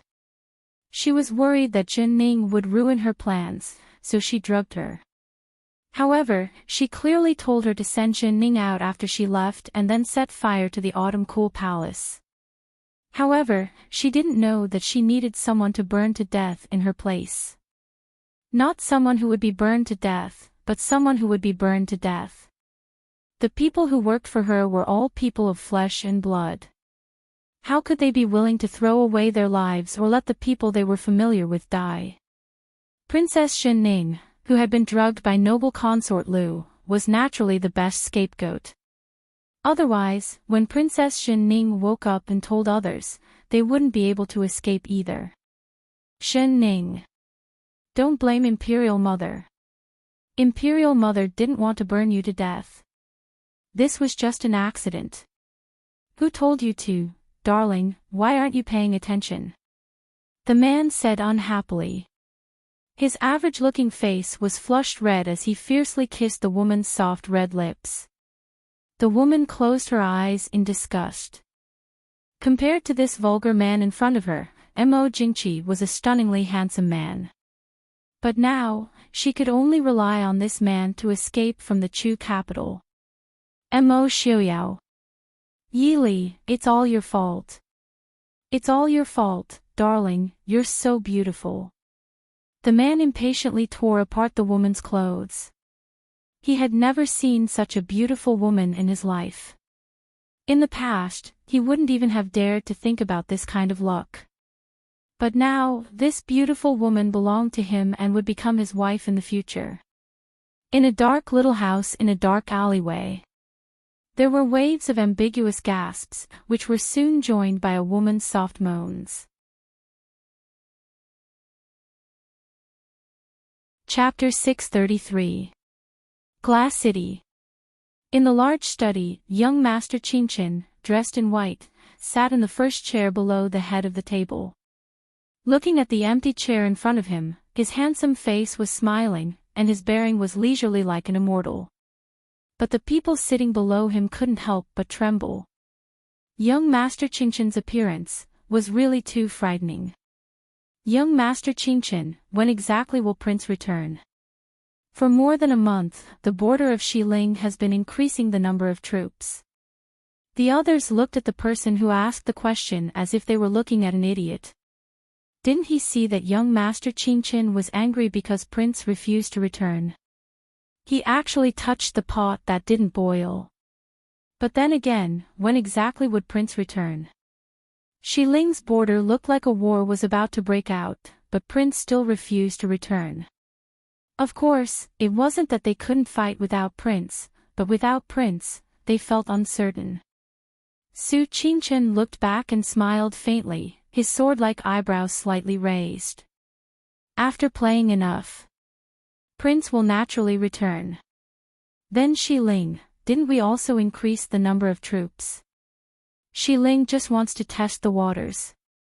Even if they want to fight. Prince should be back by the time the war really starts. If Mo Xiuyao returned after the war really started, they would directly throw him into the battlefield. Of course, Li had to stay behind to guard Glass City. Everyone was silent. This young Master Chinchin was good at everything. He was even more efficient than Prince in handling political affairs. After all, young Master Chinchin had never been like Prince who maliciously slacked off. And there were many things that his subordinates didn't understand, he only needed to casually give a few pointers to enlighten them. The only bad thing was that this young master's appearance was really too handsome. Moreover, he had the temperament of a banished immortal. When he smiled gently at you, most people would swallow the words they wanted to say. They couldn't even muster up the slightest bit of rebuttal. When this young master's smile had a hint of coldness to it, it was mostly related to their Prince Ding. Everyone felt a chill like the winter wind. Reporting to young Master Chin, the princess consort has returned. The guard outside the door reported. A bright smile bloomed on Su Qinchin's handsome face. In an instant, it was as if spring had returned and hundreds of flowers had bloomed. However, most of the people present couldn't help but tremble. When young Master Qinchin revealed such a smile, it usually meant that someone was in trouble. Good, very good. Su Qinchin nodded with a smile. He stood up and glanced at everyone present. He smiled and said, "Everyone, let's go welcome His Highness." Prince Ding, who had been free and unfettered in the Chu capital for a long time, returned to the northwest. Compared to the mischievous Mo Xiaobao, who would sometimes even deceive her, this tender little darling before her was clearly more lovable. Along the way, even the Empress and Hua Tianxiang preferred to hug and caress Ling Junhan. This caused Mo Xiaobao to feel a trace of disappointment. Not fun, however, I brought a present for older sister Wuyo. This is little dummy Ling, my new friend. Mo Xiaobao said with some disappointment. Oh. You only brought a present for older sister Wuyo. Then what about us? Clear and melodious laughter could be heard from behind the door. Two madams appeared at the door with Qin Jing, who was holding the hand of a little boy. Smiling, they looked at Mo Xiaobao. Mo Xiaobao immediately cheered and threw himself into Madame Su's embrace. Eldest aunt, second aunt, Xiaobao also brought a present for you. Little brother Jirue also brought a present. Su Jirue, who was only 4 years old, proudly snorted and snuggled into his mother's embrace. I don't want your present. Who told you to sneak off to the Chu capital without bringing me along? Mo Xiaobao's eyes turned. Beaming, he said, if you don't want it, then forget it.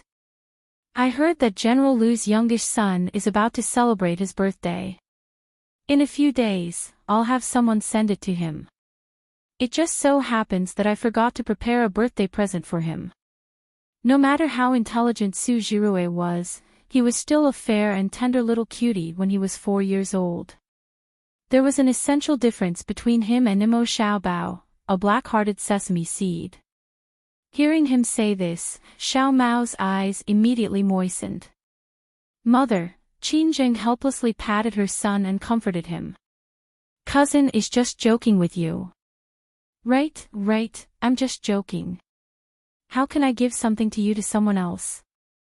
I'll have someone bring it to you later, okay? Receiving his mother's warning gaze, Mo Xiaobao could only coax the little bun himself. Seeing the two little bun, who were less than 2 years apart, being comforted by adults, everyone couldn't help but cover their faces and laugh. Although second cousin was already married and had a child, third cousin was already the oldest after eldest brother. Compared to fourth brother and fifth brother who were in their early 20s, third brother was naturally more anxious. Now that he finally saw Hua Tianxiang, his eyes lit up. Even in the capital, Hua Tianxiang was one of the top young ladies. However, after so many years, although Hua Tianxiang still had a young lady's hairstyle, Madame Su was not sure if she was married or not. With Yi Li's affirmation, Madame Su looked at Hua Tianxiang with even more eagerness. Being stared at so passionately, Hua Tianxiang looked back at them in confusion. However, the Empress immediately understood Madame Su's thoughts. She smiled faintly but didn't say anything. The Su family was naturally a very good family. Tianxiang had also suffered a lot in the past few years. If something good could happen, it would be great. It would also be Tianxiang's luck. After settling Hua Tianxiang and the Empress, Yi Li thought about it and went to the study. In the study, Mo Xiuyao was buried in a thick stack of files. His writing was smooth as flowing water, but his expression was uglier than if he had stepped in feces. Sitting not far away was Feng Zhiyao, who had been dragged along by Mo Xiuyao to suffer with him. Feng Zhiyao's face turned green. He stole a glance at Mo Xiuyao, who was sitting behind the desk, then at Su Qingchen, who was leisurely flipping through a travel book. He helplessly buried his face back into the files. He couldn't afford to offend either of them. It was better to obediently hide his head and do his work. Su Qingchen put down the book and looked at the door with a smile. Li, why aren't you resting? What are you doing here? Yi Li walked in with a cup of freshly brewed tea. She looked at Mo Xiuyao's ashen face and Su Qingchen's faint smile.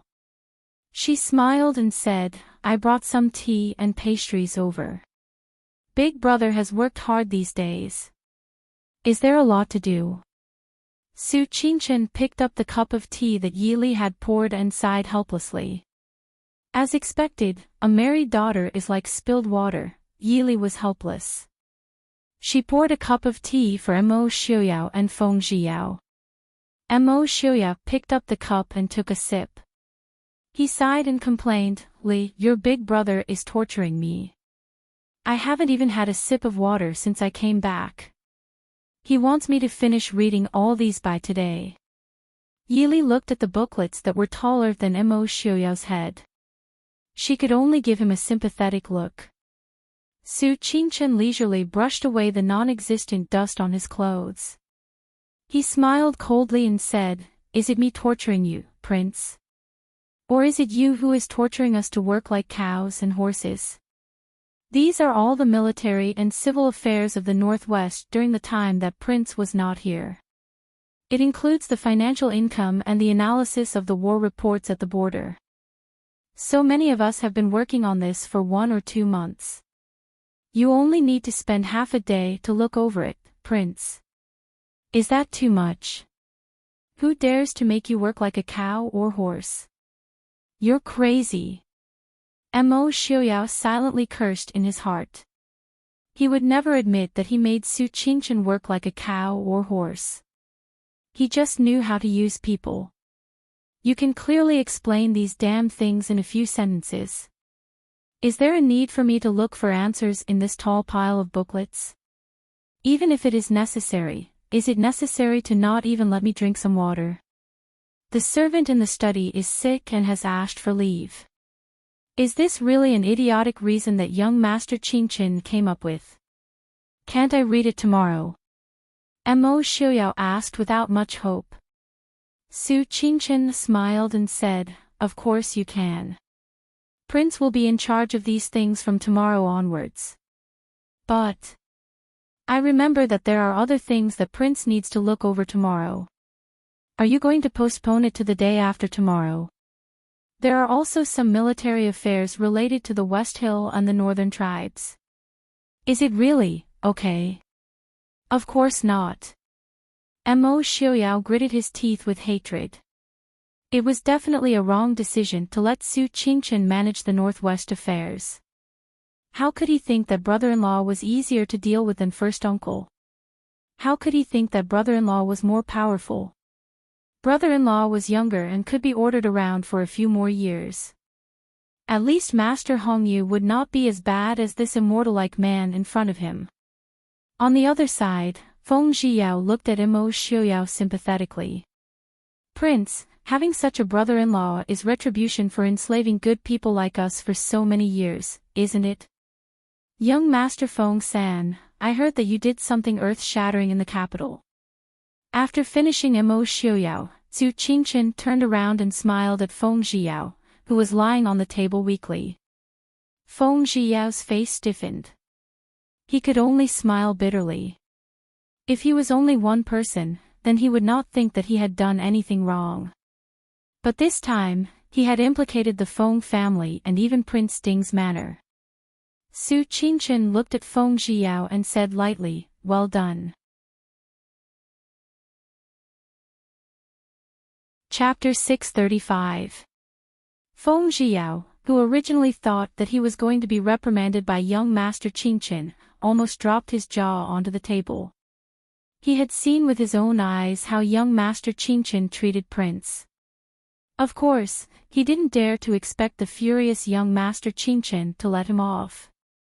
Mo Xiaoyao was even more dissatisfied. What did he do well? Su Qingchen said indifferently, "The results were good." Not only did the new emperor of Dechu State lose the support of the Feng family, but it also made the court of Dechu State even more chaotic. He also brought back Feng Huiting, who could take charge of business. This result was really good. Mo Xiaoyao was angry. Wasn't this good result achieved by Ai's efforts? How could Feng San achieve such a result by himself? Why was it that he was the one who was scolded, and Feng Zhiyao, the troublemaker, was praised? Where was justice? Where was justice? "Li, your brother bullied me." Mo Xiaoyao reached out and hugged Yi Li's waist as he complained. Yi Li patted his shoulder with pity, saying, "If my brother wants to bully you, I can't do anything about it. I don't dare to go against my brother." Su Qingchen turned back and glanced at a certain someone who was acting spoiled with Yi Li upstairs. If Prince still plans to eat dinner, it's best not to waste time. The documents on the table are still staring at Prince. Mo Xiaoyao let go of Yi Li with resentment, picked up the file and flipped through it. "Su Qingchen, do you really not have a wife who is secretly in love with I when you're always looking for trouble?" The study maintained its silence for a while. Seeing Mo Xiaoyao looking at her pitifully, Yi Li could only soften and sit down to look at the high stack of files for him. What is Enchanting trying to do? Feng Zhiyao raised the file in his hand and asked, in a short month, he has sent hundreds of thousands of troops to the border. As a result, the troops on the border of Xiling have reached more than 600,000. He wouldn't want to attack us, would he? Mo Xiuyao tilted his head and rubbed his chin. That shouldn't be. Enchanting doesn't seem like an impulsive person. Also, if he wanted to send troops to the northwest, he would have done it when I and Li weren't here. He wouldn't have delayed until now. Feng Zhiyao was confused. Then what does he want to do? Is he bored to provoke us? Yili pondered for a moment and said, if he doesn't want to fight us, then he wants to fight someone else. War is a matter of state. Enchanting won't rashly mobilize hundreds of thousands of troops just to play with us. I didn't expect him to attack, to go to the border, to Xi, to attack, to the to be, to attack, to go back. Su Qingchen felt somewhat regretful. Then, he said with some relief, I indeed miscalculated this time.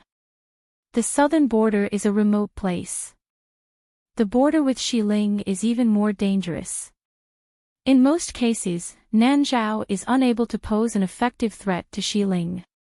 At the same time, Xiling would have to expend a lot of effort to take Nanzhao. Enchanting has always been wary of us. It is possible that he has temporarily given up on Nanzhao. Mo Xiuyao turned to look at the map hanging on the wall and said, he still wants to attack the Dechu state. Feng Zhiyao smiled and said, that is possible. Compared to us, the northwest is considered barren. After all, Dechu state's Jiangnan and Chu capital are the truly prosperous places.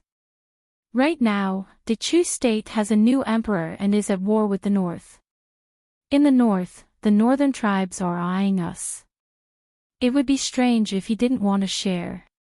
So, the hundreds of thousands of soldiers on the border are prepared to prevent us from sending troops to help Dechu state. He really thinks highly of the Mahist army. I fear that if he truly sends troops to attack the Dechu state, he will not have much more than this. Su Qingchen looked calmly at Mo Xiuyao. What are Prince's plans? Mo Xiuyao raised his eyebrows and looked in puzzlement at the white-clothed man sitting leisurely in front of him. Su Qingchen smiled faintly and said, once Xiling attacks Dechu, the northern tribes in the north will definitely take the opportunity to attack as well. Does your highness intend to help or do you intend to ignore it? Mo Xiuyao raised his eyebrows and said, what if I help? What if I ignore it? If I help, it means that Prince acknowledges Mo Jingqi's last edict. The Mahist army will still be Dechu state's guards, the Prince Ding mansion will still be Dechu state's subject, and the northwest will still be Dechu state's land. If I ignore it, no one will dare to provoke me in the northwest in the short term. But once Dechu state is annexed, Xiling and the northern tribes and Dechu will attack. The West Hill and the northern tribes will form an encirclement around the northwest. At that time, Su Qingchen's voice was calm, as if he was not talking about the fate of the northwest and the Mo army, but about what to eat for breakfast the next morning. Mo Xiuyao propped up his head and looked at Su Qingchen for a long time before turning to smile at Yili. He opened his mouth and said, I choose neither. Su Qingchen raised his eyebrows. Mo Xiuyao smiled coldly. The brush in his hand flew out and with a whoosh, nailed into the map on the wall. Everyone looked up and saw that the brush was 2 inches deep into the wall. Its position was exactly where Lu City, the capital of West Hill, was on the map. Mo Xiuyao said calmly, I choose to attack West Hill. Feng Zhiyao's eyes lit up. He stared fixedly at the brush that was nailed to the map. It was as if that small brush was a sharp sword that could split the capital of West Hill. Enter the palace. West Hill. Prince, are you serious? Feng Zhiyao's voice trembled. It was obvious that he was excited. Do you think I can joke around? Mo Xiuyao laughed. Feng Zhiyao's eyes lit up even more. The Mahist army had been dormant for many years. It was finally time for them to show their prowess. This was Dechu State's most elite army. In fact, when they were first established in the city, their original goal was to unify the world. However, due to various reasons, this goal could not be realized. In the blink of an eye, almost 200 years had passed. The Mahist army's prowess and glory had almost been worn out. Now, was it finally time for them, if that's the case? Su Qingchen smiled faintly. His voice was clear and calm. Is Prince ready? If I's not ready, won't the 300,000 soldiers that Prince Qingchen sent to the border be wasted? Mo Xiaoyao laughed loudly. Su Qingchen did not mind that Mo Xiaoyao had exposed his plan. He smiled and said, if that's the case, congratulations to Prince for your victory. In the originally calm and ordinary study, what seemed to be a casual conversation was definitely a reflection of the future of the world. Yili sat at the side with a faint smile. The world was going to be in chaos. As his wife, she would always be by his side. As Ding Wangfei, she would personally participate in this game of vying for the throne. Chapter 636. At the end of the 5th month of this year, the new emperor of Dechu State had ascended the throne for less than 2 months. Most of the power in the court was in the hands of the regent. But the undercurrents in the court did not stop. King Li's intentions were too obvious. The officials in the court who supported Jingshuo slowly gathered together and formed a secret balance with the regent. On the northern border, the battle in front of Zijing Pass was still ongoing. Even further north, the northern tribe's army had begun to move before the beginning of summer. On the 20th of the 5th month, the Xiling army once again launched an attack on the southwest border. The people of the southwest who had just experienced a few years of war were once again caught in the flames of war. Northwestly city on a mountain not far from the city, Lishan Academy was hidden in the lush forest. It was still quiet and elegant as though it was an otherworldly place. Yili passed through the quiet bamboo forest and headed towards the place where the sound of the guqin was coming from. In an empty space in the bamboo forest, the white-haired Master Qingyun sat on the ground with a wooden guqin on his lap. He lightly plucked the strings and played. Suzhe, whose hair and beard had turned white, was sitting not far away from him. He was listening to the music of the guqin while leisurely making tea. Li has come. Master Qingyun stopped playing and turned to look at Yili with a faint smile. Grandfather, Elder Su, Yili said softly. She walked forward and helped Master Qingyun sit down on the stone bench in front of Suzhe. Suzhe smiled and poured a cup of tea for each of them. He said with a smile, "Why has Wang Fei come at this time? Have you come to see little Shitzi?" Yili said with a smile, "Xiao Bao has grandfather and Elder Su teaching him. I am very assured. Those children didn't disturb grandfather and Elder Su, right?" Now, there were not only students in Lishan Academy, there were also 3 children. Mo Xiaobao was going to Lishan Academy to study. Ling Junhan was still young but could only follow. As such, Qinjing sent her own Su Jirue over, saying that the 3 children could be companions. The little heir is even more intelligent than the prince back in the day. What is there to worry about? Suzhe said with a smile. When he mentioned Mo Xiaobao, his eyes were filled with affection. He had always liked Mo Xiaobao's intelligence. Mo Xiaobao was also as respectful and courteous to this eunuch Su. Naturally, this caused Elder Su, who had no children, to dote on him even more. Sometimes, even Mr. Qingyun had to take a back seat. It had to be said that even though Mo Xiaobao was young, when it came to flattery, many adults were left in the dust. Mr. Qingyun looked at Yili with a gentle and kind expression. are you going on a long journey?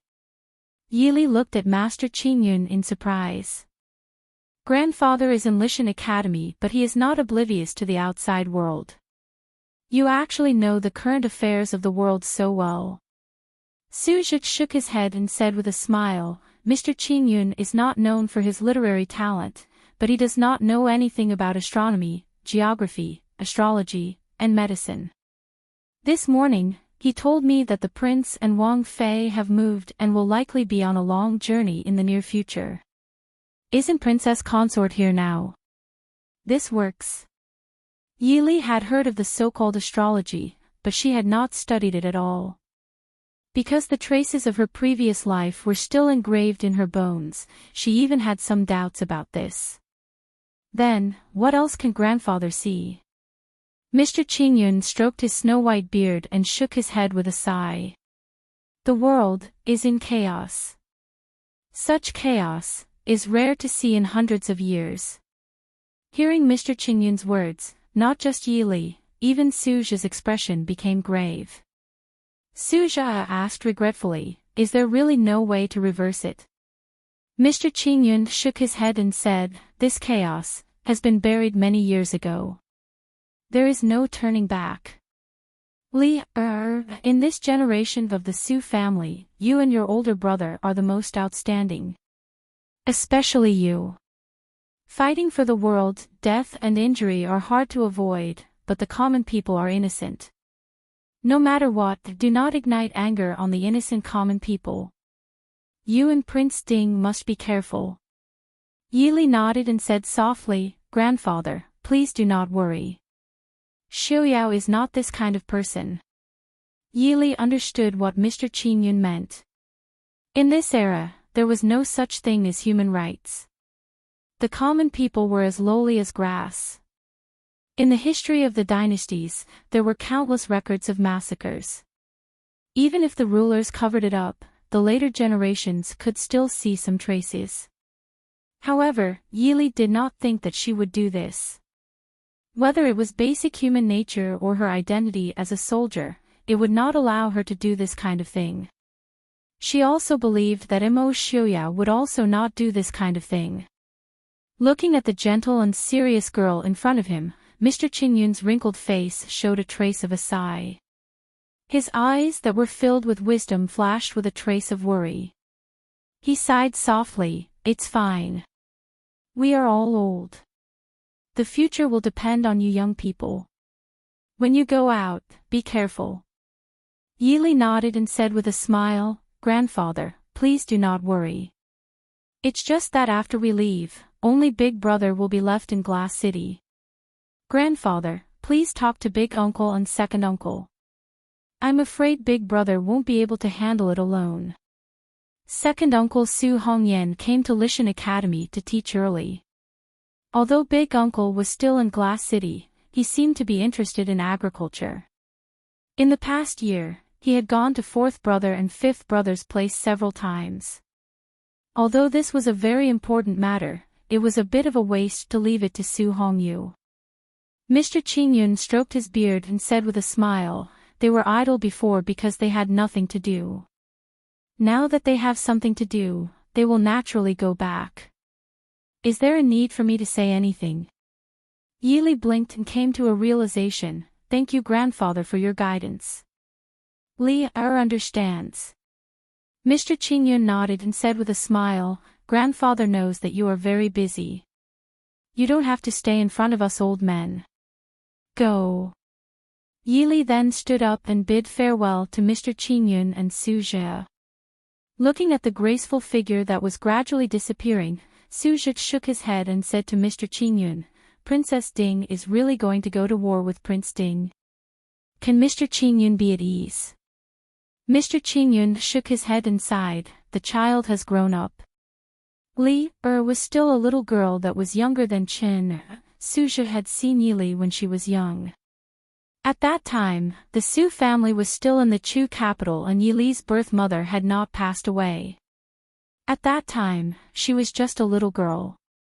Who would have thought that she would grow up to be the Princess Ding who could rule the country and bring peace to the country? Mr. Qingyun frowned and said, I see that Prince Ding's anger hasn't dissipated. I'm afraid that in the future, he will be too bloodthirsty. With Li, we can persuade him. It's more important. How can it be? Suja frowned and said. In the past few years, although he didn't see Mo Xiaoyao many times, he still did it a few times. Although he had white hair, Mo Xiaoyao's temper was much better than when he was young. Usually, he didn't seem to have any anger in his heart. Mr. Qingyun shook his head and said, we all know what kind of temper Prince Ding had when he was young. But now, his temper, it makes people uneasy. With his original temper, how do you think he will treat Mo Jingqi? Suja pondered for a moment and couldn't help but change his expression, an eye for an eye, a tooth for a tooth. I'm afraid it will be 10 times worse. But after so many years, Prince Ding's temper has been smoothed out. Mr. Qingyun smiled faintly and said, the temper of the Mo family is the same. How can it be so easy to polish it out? The regent at that time was the best-tempered prince in the Prince Ding mansion, right? Do you think the late emperor could bear the blow before he died?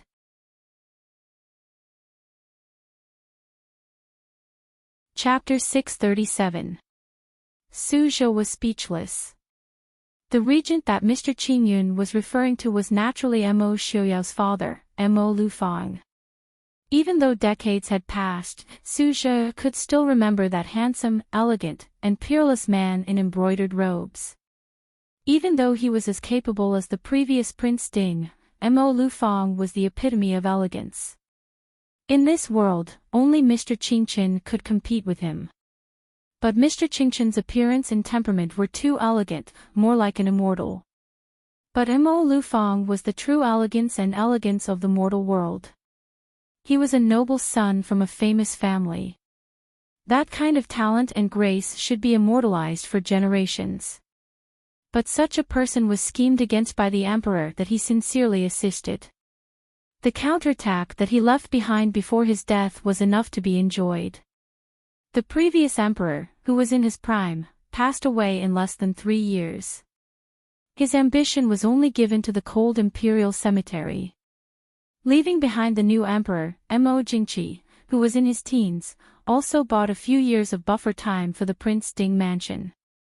Otherwise, the brothers Mo Xiaowen and Mo Xiaoyao, who were similarly young, would have fallen into the hands of the previous emperor. The Prince Ding mansion might not even exist now. If that's the case. Suja muttered to himself. Mr. Qingyun said in a low voice, Prince Ding has been suppressing himself all these years. Or rather, he has been playing a game of chess in his heart. So he could suppress his hatred towards Mo Jingqi and the royal family of Dechu state. Even the hatred towards the northern tribes and the western mausoleum. Even though he seemed to have no scruples these years, in reality, he was still suppressing himself. He needed time to plan, and now, this plan is clearly ripe. And the battlefield is often the easiest place to trigger the true side of a person's heart. Once these years of suppressing himself explode, in this world, other than Li, no one can stop him. Back then, Mo Jingqi was not the only one involved in the Prince Ding mansion incident. The northern tribes and the western mausoleum were more or less involved. Furthermore, the Mahist army had died under the hands of the northern tribes. For so many years, whenever Master Qingyun thought of Mo Xiaoyao's calmness as an envoy from the northern tribes, he would tremble in fear. So that's how it is. Suja sighed, a trace of guilt appearing on his face. If Su Zuidi had not stolen the map of the Mahist army back then, the incident back then might not have happened at all. No matter how much he felt sorry for his only granddaughter, Suja felt that he didn't even have the right to feel sorry for the tens of thousands of heroes of the Mahist army who had died unjustly. Who would feel sorry for those soldiers who fought for the country but died without knowing why? All of this was because there was no harm in him teaching. There was no harm in teaching. Seeing Suja's expression, Mr. Qingyun knew what he was thinking. She patted his hand and said, "Those things are in the past. Why think about it?" Suji shook his head and sighed at the sky. After bidding farewell to Mr. Qingyun, she went to visit Imo Xiaobao and Yili before returning to the Prince Ding mansion.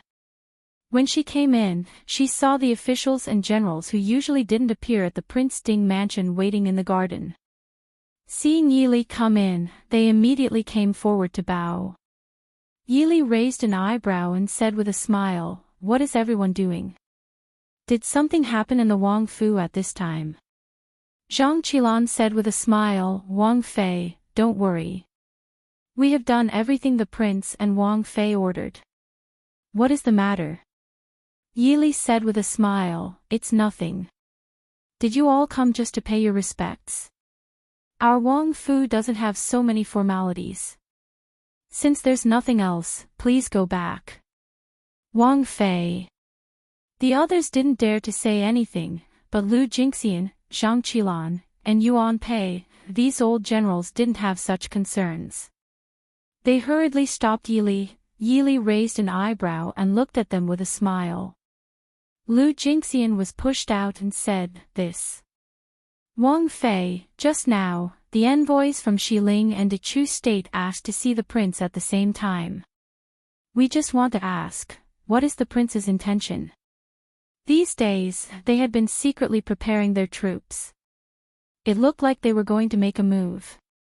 This made these old generals who had been waiting for so long that their bones were stiff secretly excited. But today, they had suddenly come for two countries at the same time. Which side the prince was leaning towards would indicate their future actions. The envoys from Xiling and Dechu State asked for an audience at the same time. Yili raised an eyebrow. She had just come back and didn't know this news. Lin Han, who was following beside her, rubbed his nose and said, "This subordinate was just about to report this matter to Wang Fei." The envoys from Xiling came first, and the envoys from Dechu State arrived later. But the prince first summoned the envoys from Dechu State. In addition, the prince asked Wang Fei to come to the main hall when she returned. Yili smiled but didn't say anything. She smiled as she looked at the people surrounding her. Everyone hurriedly retreated. "Wang Fei, please. Then, this consort will leave first. We don't dare to delay Wang Fei. Wang Fei, please." It turned out that Wang Fei didn't know either. Everyone sighed helplessly. They could only watch as Yili left, eagerly waiting for the results. In a corner, Feng Huiting and Han Mingyue were sitting and playing chess. Han Mingxi had hung himself on a tree above their heads, yawning as he watched the game. "Does young Master Mingyu think they can fight?" Feng Huiting asked lightly. Although he had only been in the Northwest for less than 3 months, the Northwest gave Feng Huiting a completely different feeling. The officials and generals of the Prince Ding mansion were all young, and Feng Huiting could be considered the oldest among them. Moreover, Master Prince Ding had given him authority and trust that he had never thought of before. Feng Huiting had once asked Imo Xiuyao why he trusted him so much, but Prince Ding had only smiled at him half-truthfully. He didn't trust him, he only trusted Feng Zhiyao. If he betrayed the Prince Ding mansion, Feng Zhiyao's head would immediately fall to the ground. At that time, Feng Zhiyao was also present. When he heard Imo Xiuyao's words, he didn't show any displeasure at Imo Xiuyao's words, as if it was how it should be. Feng Huiting didn't understand the friendship between these young people, but as the head of the Feng clan, he knew what choice was. Although the Prince Ding mansion didn't seem to have the upper hand in the world, he didn't know why, but he believed that if there was only one winner in the world, it would definitely be Prince Ding. And the Feng clan would naturally choose the winner in the end. Naturally, after so many years. Even if the Mahist army doesn't want to move, others can't help it. Han Mingyue said lightly. These few years of idleness at home, no one in Glass City targeted him, and no one did anything to him. But at the same time, no one needed him to do anything, because he knew that Mo Xiaoyao no longer trusted him. After so many years, he gradually woke up from the dream of Su Zuidi, and realized what he had lost for his so-called love. But it was already too late. Han Mingyue wouldn't embarrass himself by doing something to redeem their friendship. He understood Mo Xiaoyao. Once Mo Xiaoyao gave his friendship, as long as you didn't betray him, he wouldn't give you up. But once you betrayed him, it would be an eternal break. From the time he took the first step for Su Zuidi, there was already no room for redemption between them. So he just followed his younger brother like an idler, occasionally giving him a few pointers when he needed. Now, this younger brother was his only family in this world.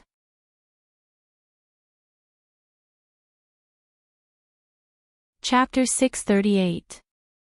Han Mingxi hung himself on the tree like a bat and lazily said, "What does fighting have to do with us? They didn't need to go to the battlefield." Feng Huiting put down the chess piece and stood up with a smile. "Of course it has something to do with us. Since that's the case, we should prepare." Han Mingxi fell from the tree and looked at Feng Huiting's departing figure. He suspiciously asked, "What should we prepare?" Han Mingyue smiled faintly and said, "Before the troops and horses move, the provisions will move first. The head of the Feng family is a smart person." "Brother." Han Mingxi looked at his elder brother with some regret and worry. In the past, his elder brother was immersed in the matter of Su Zuidi. Now, he had gradually come to his senses. His elder brother's talent was definitely not inferior to the head of the Feng family. However, what happened in the past determined that he would never be able to use his talents in the Northwest. Han Mingyue shook her head in relief and smiled faintly. "Ming, to me, the so-called imperial ambitions are just a dream. No, I haven't even had such a dream. There's nothing wrong with being like this. Prince Ding really doesn't know that you've been giving me ideas behind my back for the past 2 years?" Han Mingxi asked. His talent was limited and he was never afraid to admit that he was inferior to others. In the past 2 years, Prince Ding had given him many things that were clearly beyond his ability.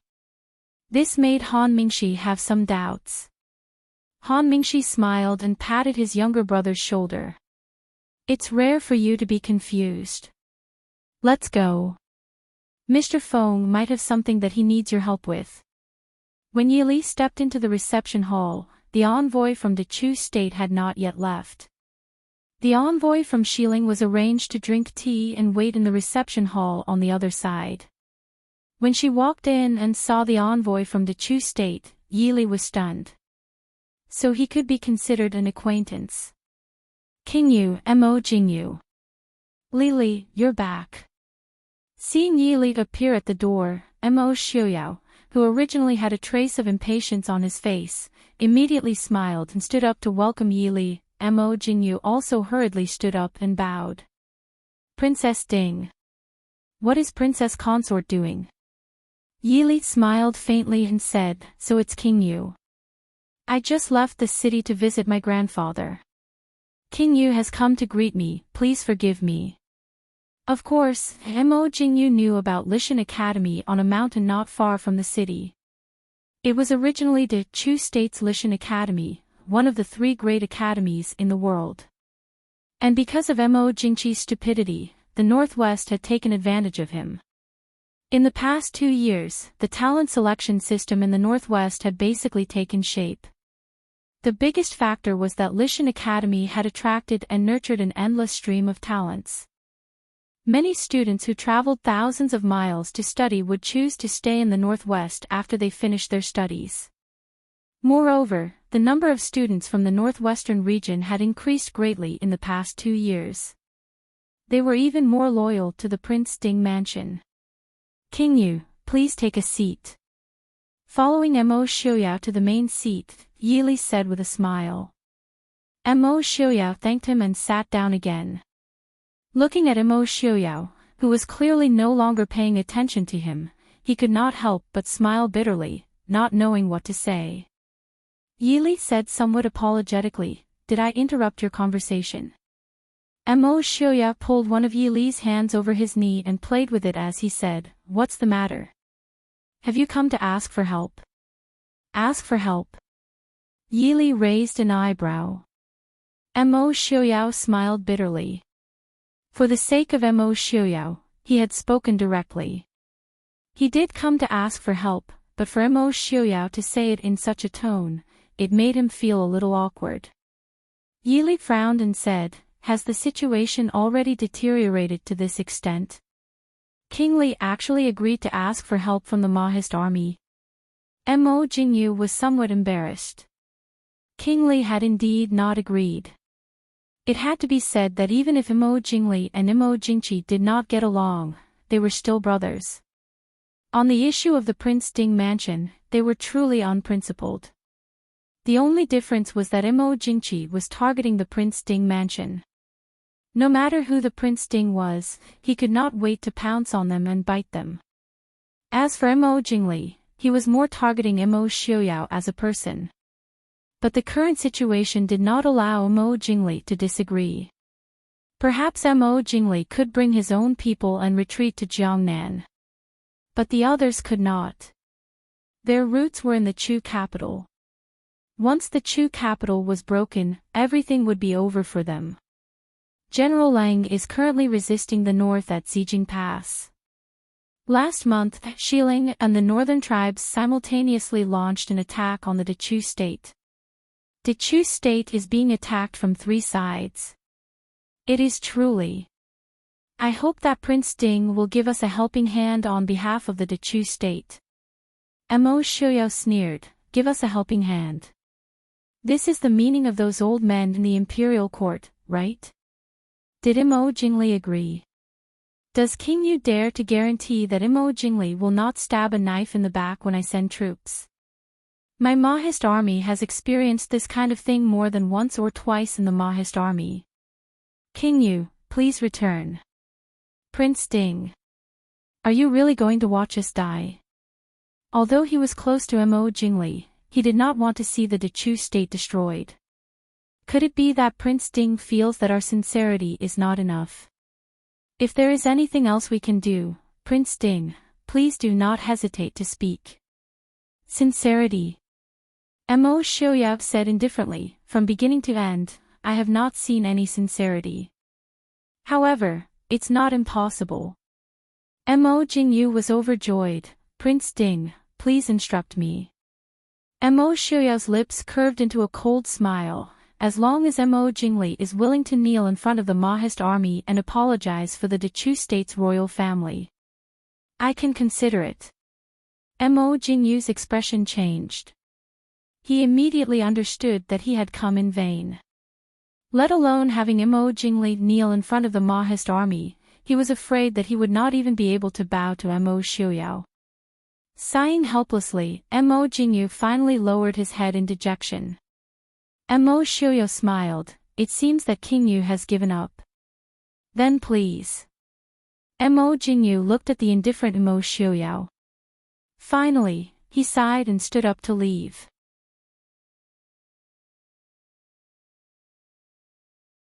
Chapter 639. After sending Mo Jingyu away, Mo Xiuyao was obviously in a good mood. He pulled Yi Li into his arms and sighed with satisfaction. "Li, what do you think those old men are thinking? They know I won't agree, but they still sent people to persuade me." Yi Li leaned in his arms and smiled. "Why do they know you won't agree?" "I feel that they originally thought that the possibility of you agreeing was very high. After all, the concept of Prince Ding Fu being loyal to Great Chu for over 100 years was deeply ingrained in everyone's hearts." Although Mo Xiuyao had already stated clearly that he would cut ties with the Dechu state, many old officials thought it was a misunderstanding after Mo Jingqi issued an edict of self-guilt. Now that the truth was out, the Prince Ding mansion was naturally still the Prince Ding mansion that guarded the Dechu state. But they never thought that Mo Jingqi could apologize in front of the world, but no one said that the Prince Ding mansion and the Mahist army had to accept it and choose to forgive it. From this point of view, Perhaps Mo Jingli saw things more clearly. At least Mo Jingli would never beg Mo Xiuyao, whether it was because he knew Mo Xiuyao would not agree or for his own dignity. Mo Xiuyao snorted and smiled faintly. Fine, let's make them give up completely this time. Yili raised her head. A messenger from the West Hill. Mo Xiuyao said carelessly. Let him wait a little longer. He is also an acquaintance of ours. Ladingfeng. Yili only needed to think for a moment to understand the identity of the visitor. If he wanted to negotiate with Mo Xiuyao, Genom of Gojoseon would not send a random person. Although the Jinan Palace was in charge of the West Hill now, Enchanting and his son were still very wary of the Emperor of Shiling's people. Therefore, only Ladingfeng could be trusted and had the ability to do so. Yili asked curiously, how do you plan to restore Ladingfeng? Mo Xiuyao raised his eyebrows and smiled. Why should I reply to him? Yili blinked. Doesn't Prince Ding want to know what conditions Genom of Gojoseon offered? Mo Xiuyao's lips curved into a faint smile, a cold light flashing through his eyes. No matter what conditions he offers, Enchanting will regret it.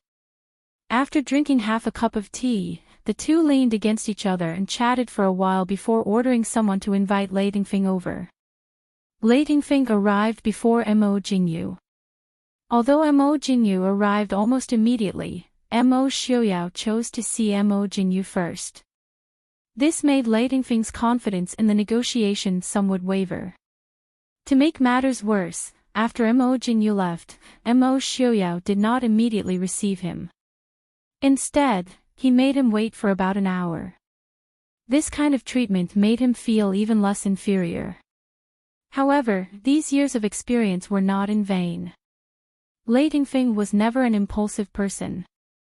Therefore, when Zhui Jing was ordered to invite him over, he sat calmly and drank tea. Greetings to Prince Ding, greetings to Princess Consort. Since we parted last year in West Hill, the two of you are even more elegant than before. Looking at the two people sitting side by side on the main seat, Ladingfeng could not help but sigh in his heart. These two people. Just based on Prince Ding's devotion to Princess Ding all these years, it was enough to make others envious. Of course, if one could have a wife like Princess Ding, he believed that anyone would be willing to be devoted to her. Although Ladingfeng had countless concubines in his residence, seeing the two of them always walking side by side and supporting each other, he could not help but feel envious. Yili smiled and said, Genom of Gojoseon, please sit. It seems that after we parted last year, you are still as elegant as before. Right, I have not congratulated you on being conferred the title of Commandery King. In the future, you should be called Commandery King Rui, right? Ladingfeng's heart stilled. The fact that he had been conferred the title of Commandery King had only happened after West Hill had sent out troops, and it had not been widely publicized. He had not expected Yili to already know. As expected, Princess Ding's information channels could not be underestimated. Even though he was shocked inside, Ladingfeng's expression was calm. He smiled faintly and said, I am ashamed, Princess Consort is too serious. Then, why has Prince Rui come so far? Yili asked. Ladingfeng glanced at the white-haired man sitting at the side and smiling at Yili. Clearly, Mo Xiuyao did not intend to speak. It was as though he had given the entire matter to Princess Consort to handle. Even though he knew that Princess Ding's status in the Prince Ding mansion could be said to be the highest among all the princesses in history. But Ladingfeng was still shocked that Mo Xiuyao would give such an important matter to her to handle. Meeting Yi Li's calm and graceful gaze, Ladingfeng gathered his thoughts and said seriously, the Prince Ding mansion is well informed. I presume that Prince Ding and Princess Consort already know that West Hill has sent troops to the Dechu state. Yili nodded and smiled without speaking. Ladingfeng sighed inside and said, I presume that Prince Ding and Princess Consort have already seen the state of the world. I do not dare to show my slight skill in front of an expert. Right now, Dechu State has the Northern Territory and Northern Tribes to the north, West Hill to the west, and even pirates to the east. Even though Dechu State has a large population and soldiers, but no generals, it may not be able to defeat the combined attack of 3 countries. I have come on my father's orders to consult His Highness Prince Ding. Regarding this battle, what plans does Prince Ding have? Mo Xiuyao turned his head and glanced coolly at him. He waved his hand and dismissed them. Standing on the city tower of Shattered Snow Pass and looking towards the north, a famous general could almost see the entire Dechu State slowly collapsing. But they couldn't do anything. Those who had the ability to save Dechu State had been chased out of Dechu State many years ago by the county king sitting high on the dragon throne. Dechu State had abandoned them. When Dechu State was in danger, they wouldn't support it like before. In Duquo's residence in the Chu capital, the white-haired Duquo looked at the tired Mo Jingyu and turned to leave. A trace of sorrow and helplessness appeared on his wrinkled face, but there was also some determination. Come, I want to enter the palace. After a while, Duquo said in a low voice. The grandson serving beside him asked worriedly, Grandfather, why do you want to enter the palace at this time? Duquo said in a low voice, I want to go to war. There's no one guarding the northern tribe's border. Although I'm old, I can still move. The grandson's eyes reddened. How can that be? Grandfather is so old, you should be enjoying your old age. I'll go to the palace and ask for an edict. I'm willing to help grandfather stop the northern tribe's army. Thinking of this, he couldn't help but hate himself for being weak. The Hua family was originally a family of generals, but because of the king's fear, grandfather and everyone else should be educated. Even if he wanted to go to the battlefield, what use would it be? Grandfather. Aunt and sister are in the northwest. Why don't you invite them? Nonsense. Duquo said sternly. They're all women. They shouldn't be involved in these things. Besides, the Prince Ding mansion has its own path to take, and the Hua family has its own path to take. Yes, I know my mistake. Forget it. Prepare to enter the palace. North of Redbud Pass in the great general's residence in Redbud Pass, Lin Huai sighed deeply as he looked at the battle report that had just been sent to the table. Ling Qingyu and Mu Yang looked over. Ling Qingyu frowned and asked, Father, what's wrong? Ling Huai closed his eyes and said in a low voice, Prince Ding has already refused to send troops to help Dechu State and agreed to Shiling's request. He won't interfere in Dechu State's affairs anymore. Although the Ling family and the Prince Ding mansion were not on the same side, Ling Huai himself had no ill intentions toward the Prince Ding mansion. It was just that their standpoints were different. But it had to be said that, like all the people of Dechu State, Ling Huai still had hope for Dechu State at this time. But now, everyone had to face reality. The Maoist army was really no longer the elite army protecting Dechu State.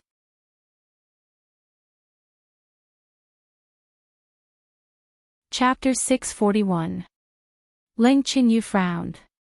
Prince Ding actually did this. Isn't he afraid of being criticized by the people of Dechu State? Lang Haoyu, who had been whispering to Murong Ting, raised his eyebrows and sneered. Why can't Prince Ding do this? A few years ago, the Prince Ding mansion had nothing to do with the Dechu State. Why does Big Brother think that the Prince Ding mansion must send troops to help the Dechu State? The Prince Ding mansion has protected the Dechu State for hundreds of years, and no one has been grateful to them. Now that they're in trouble, they refuse to help. Is it a heinous crime? Ling Qingyu frowned and looked at Ling Haoyu unhappily. No matter what, the Maoist army is a subject of the Dechu State, and the children of the Maoist army are all citizens of the Dechu State.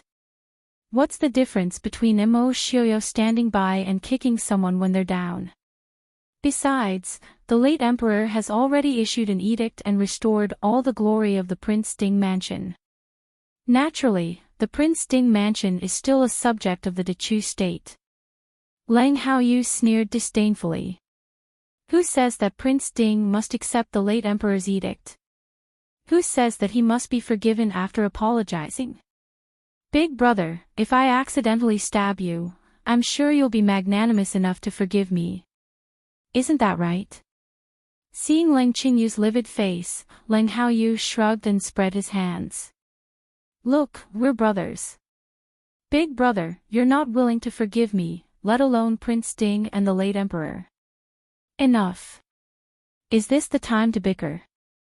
Linghuai glanced at the two brothers who were always at odds with each other and said to Lang Qingyu, your second brother is right.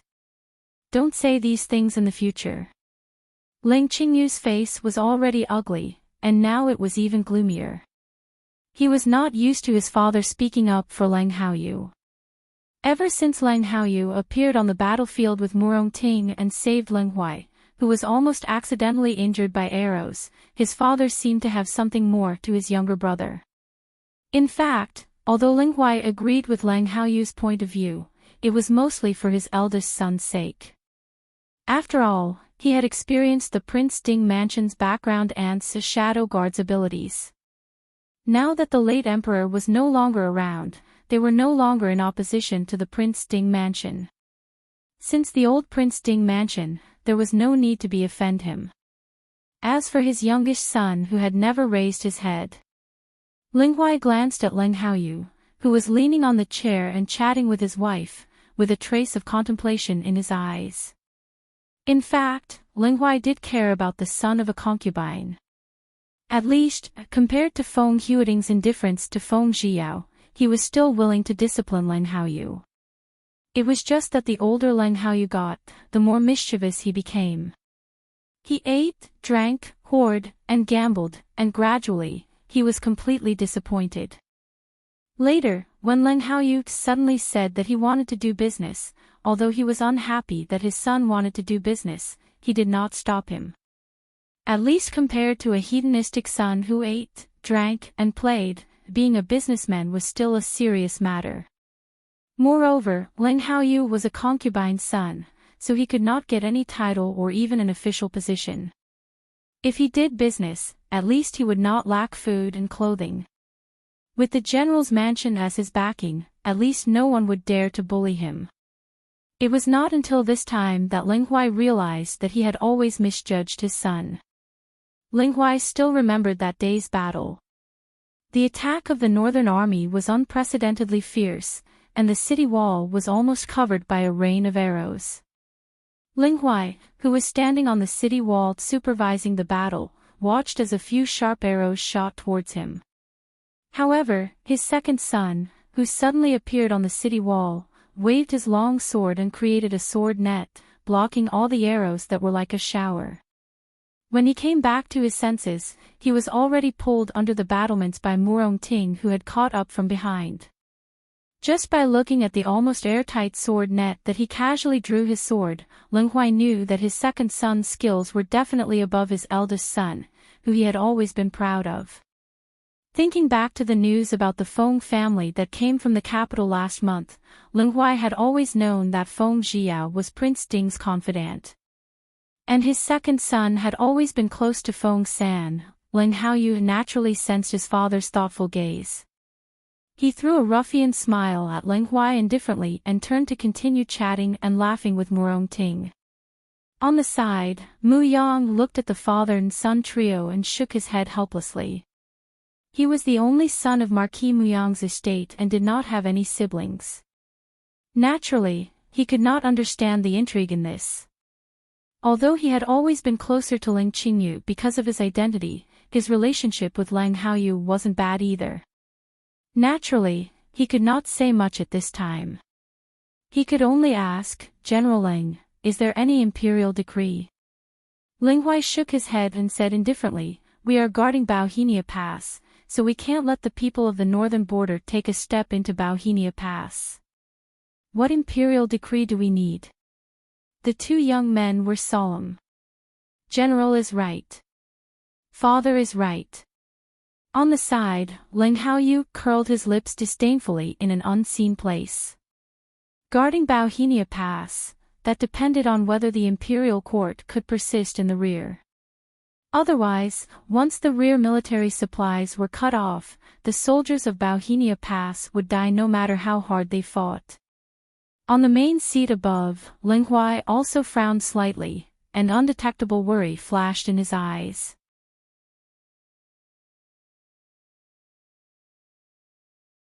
Ever since the Dechu state started the war, he and Su Hongyu, who were originally free and unfettered, returned.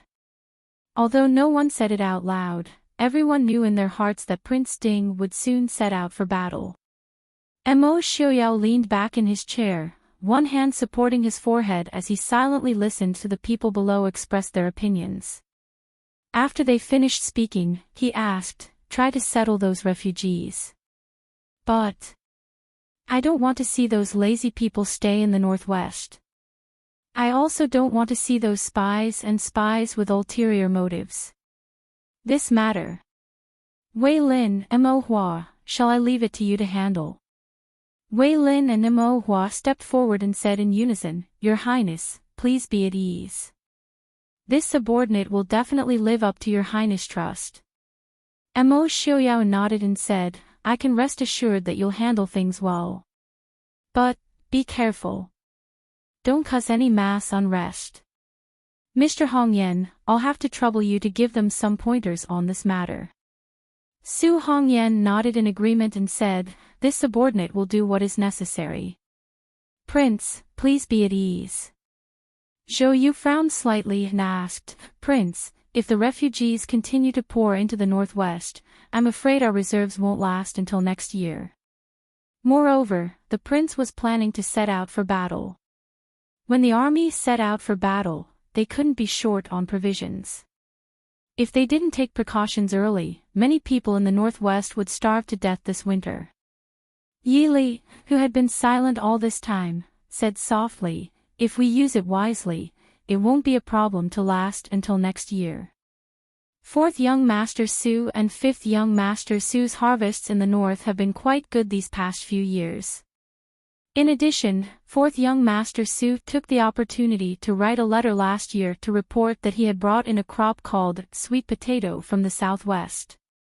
The yield is 3 to 5 times that of normal crops.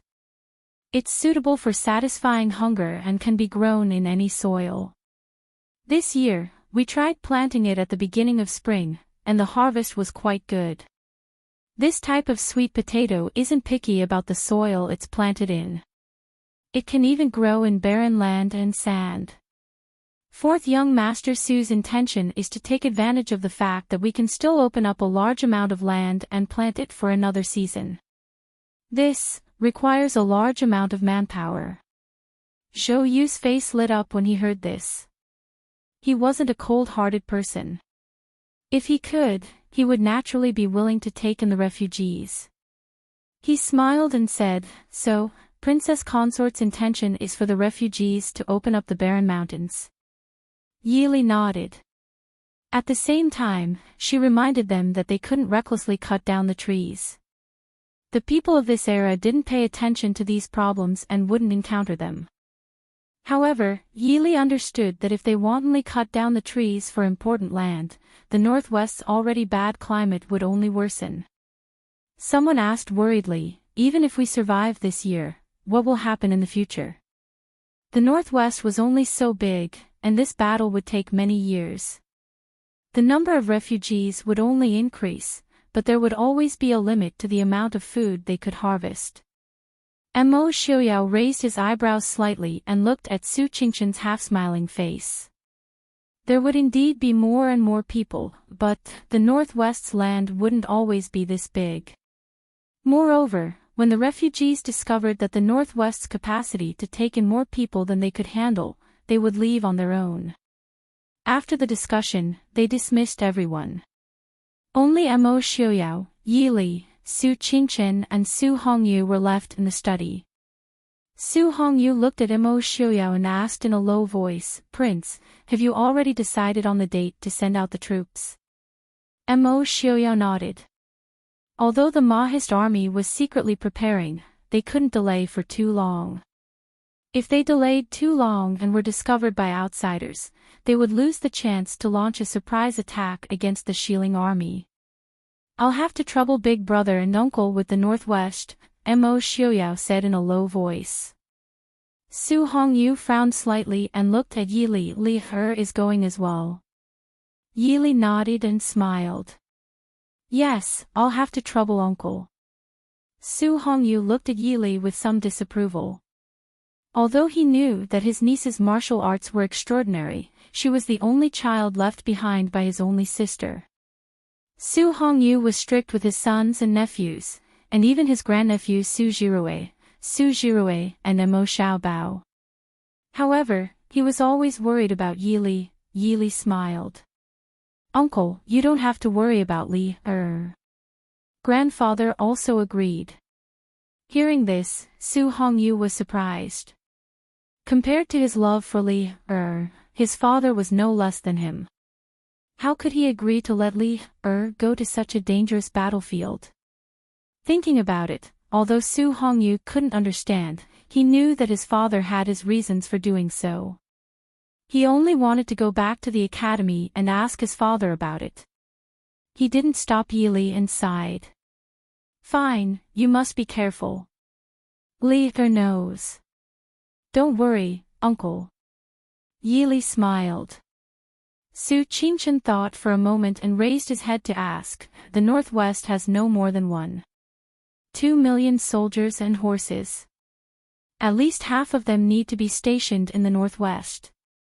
That is to say, you can only take 600,000 soldiers to battle. We have secretly investigated in the past few years. The total number of soldiers in West Hill has exceeded 3 million. Enchanting has invested close to 1 million soldiers into Chu State. Once you go deep into West Hill, he will come back to rescue you and surround you from all sides. You will be surrounded by at least 2 million soldiers. What will you do then?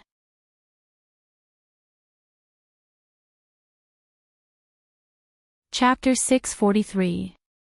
Mo Xiaoyao smiled lazily and said, I am deep in Xiling, and Enchanting is also deep into Chu State. How can it be so easy to send reinforcements back? Even if the soldiers of the Chu State are all idiots, there are still millions of idiots, right? Furthermore, I only plan to bring 400,000 men to battle, leaving only 400,000 men in the Northwest. There are still 400,000 men, waiting for Enchanting at the border. When he breaks through the blockade, if I still can't pull down the Emperor of Xiling City, I'll let him kick my head around like a ball. Hearing this, even Su Qingchen couldn't help but suck in a breath. Even though Su Qingchen didn't know much about war, he still felt that a mere 400,000 men wanted to fight their way from the border to the Emperor of Xiling City. Mo Xiaoyao pretended not to see Su Qingchen, and Su Hongyu's worries. He smiled and said, this time. I'm afraid it will take a long time. I'll have to trouble Big Brother and Uncle to guard the Northwest. Su Qingchen's mind flashed. He said in a low voice, you're saying that someone might take the opportunity to attack the Northwest? It's very possible. Mo Xiaoyao smiled and said, if Enchanting can't break through the blockade in a short period of time, it's very likely that he'll turn to the Northwest. And it's very likely that I won't be able to come back in time to help. So... Su Qingchen's expression suddenly became exceptionally gloomy. This one thinks that the prince knows that this one is powerless. Mo Xiaoyao waved his hand and smiled cheerfully. Scholars are better when they're ruthless. I have confidence in young Master Qingchen. Young Master Qingchen definitely has the ability to plan behind curtains and determine victory from 1,000 miles away. This prince has entrusted the entire family to Big Brother. Does Big Brother want to see your sister and brother-in-law suffer a crushing defeat and wander the world without a home to return to? Mo Xiaoyao. Young Master Qin Chen's usual elegant smile disappeared once again. He stared calmly at Mo Xiaoyao, but under that calmness, one could faintly see a shocking raging storm. Mo Xiaoyao also knew that he couldn't really provoke the other party, so he said seriously, "Big Brother, it's not that I want to take a risk, it's just that the current situation is such that we have no choice. Big Brother, please forgive me." Su Qingchen snorted unhappily and said to Yi Li, are you really not going to change your Mr. Right? Yi Li smiled, not helping either side. Mo Xiaoyao pulled Yi Li into his arms and glanced at Su Qingchen unhappily. "Young Master Qingchen, it's better to tear down 10 temples than to tear down a marriage. I and Miss Li are deeply in love. Your words are not befitting of a gentleman." In an instant, Mo Xiaoyao threw his guilt to the back of his mind. He glared at young Master Qingchen with hatred in his heart. "You want to stealize Miss Li? Die of exhaustion. Idiot, this young master won't bicker with you." Young Master Qingchen resisted the urge to roll his eyes. "Princess Consort, the two Madame Su and young Madame Su request an audience." In the study, the 4 people were discussing the preparations for the deployment of troops when Qin Feng reported from outside the door. Yi Li was startled. Eldest aunt and second aunt. The two Madame Su knew that Yi Li was different from them, who only guarded a small space in the back courtyard. Usually, she was busy with important matters, so it was very easy for them to come to Yi Li. Even if they came to the Prince Ding mansion to visit the Empress and Hua Tianxiang, or occasionally to look for Su Qingchen who refused to go home, the guards would directly invite them in. Today, they came to request an audience so solemnly, it must be something important. Yi Li blinked and looked at Su Qingchen and Su Hongyu who were sitting to the side. Su Hongyu smiled faintly and said, "It's not a big matter, Li can go see them." Yi Li raised her eyebrows and looked at Su Qingchen in confusion. Su Qingchen's expression was calm and at ease. When she met Yi Li's questioning gaze, she coughed softly and said in a low voice, "It's about your third brother." "Third brother?" Yi Li blinked her eyes and came to a realization. This time, Su Qingfeng was going to go to war with them. At this time, the two madams came to her for Su Qingfeng. It was self-evident what it was about. Not knowing whether to laugh or cry, Yi Li shook her head and asked, "Isn't third brother free these days?" "He didn't come home." Su Qingchen smiled and said, "He went back the day before, but disappeared again after showing his face.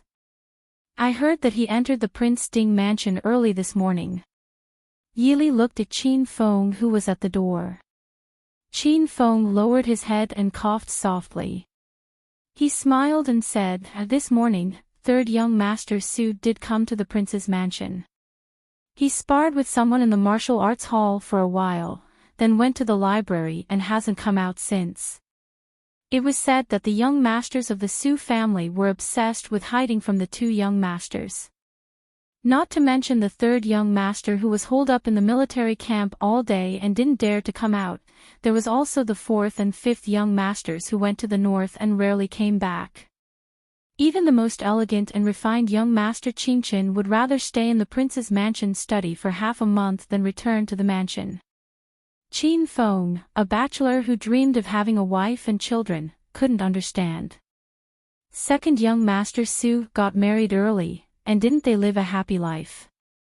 Did they have to be chased all over the sky? They really didn't know how to appreciate their good fortune. How could the old bachelors in the Mahist army who couldn't find a wife endure this? Helplessly shaking her head, Yi Li stood up and said, "I'm going to see my two aunts." Qin Feng, invite third young Master Su along. This subordinate obeys. Qin Feng said in a clear voice. His half-closed eyes flashed with the light of watching a good show. It was said that third young Master Su had become more and more difficult to catch in the past 2 years. At least, the Su family couldn't catch him. However, this wasn't difficult for Qin Feng at all. After all, third young Master Su was taught by him. In a pavilion near the water, a dark green lake brought some coolness and comfort to the midsummer June. Second Madame Su sat by the bed with an ugly expression. Beside her, eldest Madame Su and Qin Zheng were comforting her in soft voices. However, second Madame Su, who was infuriated by her son, wasn't so easy to appease. Although she couldn't get angry in front of her sister-in-law and daughter-in-law, her face was still gloomy. Second aunt, what's the matter? Who made you angry? Yili walked in slowly and said softly with a smile. Who else could it be? The only one who can make me angry now is that unfilial son. Second Madame Su said angrily as she tugged at her handkerchief. Yili walked to her side and said with a smile, Second aunt, are you talking about third brother? Now that he's in my manor, I'll have someone capture him and give him a good beating to vent second aunt's anger. Second Madame Su sighed and pulled Yili to sit down. She said, what's the use of teaching him a lesson? That brat, his father has taught him a lesson so many times. Doesn't he still make me angry every day? Tell me. I just want him to find a girl to marry. Do you think the girl will eat him up? Hearing second Madame Su's words, Yili couldn't help but think of what eldest Madame Su said last year. It was true that the 5 young masters of the Su family were all outstanding. However, other than second brother, none of them were easy to deal with. Eldest Madame Su smiled and patted the back of her sister-in-law's hand. She said with a smile, in any case, Zhe is obedient and Rui is smart and cute. If they catch up to the 3 of us, won't you be worried to death? Hearing eldest Madame Su's words, second Madame Su looked at the quiet and gentle Qin Zheng and felt comforted. In any case, she still had an obedient son, a virtuous and dignified daughter-in-law, and a smart and clever grandson. Thinking of her 3 sisters-in-law, she was worried.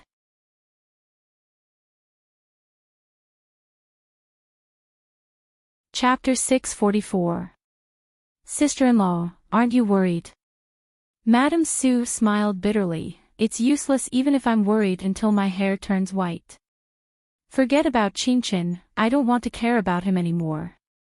4th brother and 5th brother are always away and don't want to come back. How can I ask them to get married and have children? I'll be satisfied as long as they come back to see me often. Eldest aunt, 4th brother and 5th brother are still young. They'll be fine after 2 years. How about this? If 4th brother and 5th brother still want to learn from eldest brother, will help you hold 100 flowers banquet. We'll personally pick a wife for them that you like. Yili smiled faintly. Madame Su smiled, forget it. I can only comfort myself that they're still young. Madame Su was also very angry with her eldest son. Unfortunately, even her husband and grandfather couldn't say anything, so she gave up on the idea of Su Qingshan's marriage. However, she had to keep a close eye on her 2 younger sons. If they still didn't have a wife by the time they were 24 or 25 years old, she would tie them up and force them to get married. Otherwise, she wouldn't be able to face the ancestors of the Su family. Originally, second Madame Su's anger had gradually subsided after the 3 of them talked back and forth. However, when she raised her head, she saw Qin Feng leading Su Qingfeng over from outside the pavilion. Su Qingfeng's expression changed when he saw the people sitting in the pavilion. He shouted, Qin Feng, you betrayed your friend. He turned around and ran outside. Madame Su's anger rose again, unfilial son. Stop right there. Am I your mother or your enemy from your previous life? Madame Su's anger flared when she saw her son running away from her. Outside the door, Qin Feng looked leisurely as Su Qingfeng ran past him. He raised his hand and a long whip shot out from his sleeve. It wrapped around one of Su Qingfeng's legs and pulled him back.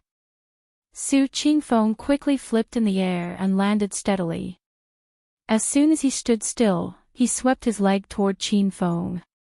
Qingfeng raised his eyebrows and began to fight with him with great interest.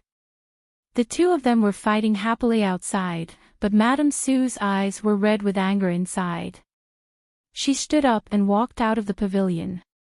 She shouted at Su Qingfeng, who was still fighting, "Su Qingfeng! Stop right there!" Su Qingfeng was slightly stunned. In the blink of an eye, Qingfeng had already grabbed his right arm behind his back and locked his left shoulder with his other hand. He said with a smile, "Third young master, you've been fooling around too much these 2 years. Despicable." Su Qingfeng said unwillingly. "This is called grasping the opportunity. Don't you understand after staying in Qilin for so many years? Qilins are unscrupulous." Qingfeng replied with a calm smile. Su Qingfeng was speechless. Chapter 645. How could that be? Su Qingfeng stuttered. That was clearly his cousin, his second sister-in-law's good friend, Miss Hua of Duke Hua's household. Why did she become Miss Yang? Most importantly, why did she happen to appear there and hear what he said? Looking at Su Qingfeng's vexed expression, Yi Li and Qin Jing quietly exchanged glances. Qin Jing smiled and said, "Third brother, do you know her?" This. Su Qingfeng was somewhat embarrassed. In the past, in the capital, how many times did I meet her? Yi Li smiled and said, "So that's how it is, this matter is not important. Tian Xiang is not such a narrow-minded person. Later, I will go and apologize on behalf of third brother. But, second aunt, since third brother does not have this intention, let's forget about this matter." Although Miss Yang is now living in the Prince Ding mansion, her family and Xiuyao are family friends. We can't wrong her. After all, she was the one who gave birth to Su Qingfeng. How could second Madame Su not notice Su Qingfeng's strange behavior? She rolled her eyes and said to Yi Li with a smile, "This matter was reckless. I also saw that your third brother was going to go on a long trip and was momentarily anxious, so I lost my sense of propriety. You should properly talk to Miss Yang. Tomorrow, I will personally come and apologize. This unfilial son of mine, forget it, I am too lazy to care about him." Mother. Su Qingfeng somewhat anxiously looked at the door that had already disappeared. Then, he looked at his mother's leisurely face and could not help but blush. Second Madame Su calmly wiped the sweat on her forehead with a handkerchief and said to eldest Madame Su, "Eldest sister-in-law, seeing this unfilial son makes me angry. Let's go back." Eldest Madame Su looked at Su Qingfeng, covered her mouth and smiled, nodding, "That's good. In a while, let's go out of the city to see Old Master and Yuchen Rui. The coolness outside the city is much better than suffocating at home."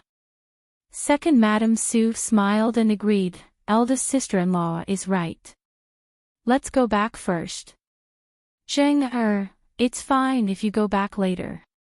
While you are at it, apologize to Miss Yang on behalf of mother. Qin Jing smiled faintly and bowed slightly. Zheng understands.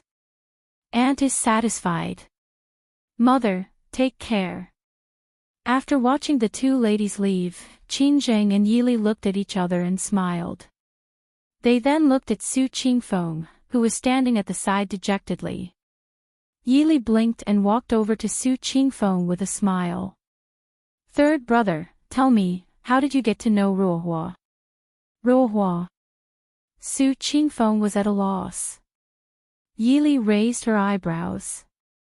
Only then did Su Qingfeng come back to his senses. His usually straightforward face revealed a rare hint of embarrassment and shyness, making Yi Li and Qin Jing laugh in their hearts. Ah. I've really seen him twice in the capital. Also, didn't I just come back to the Prince Ding mansion 2 days ago? Feng San asked me to send something to Mr. Shin. Then I saw her, with Wuyo at Mr. Shin's place. Su Qingfeng looked at Yi Li in distress.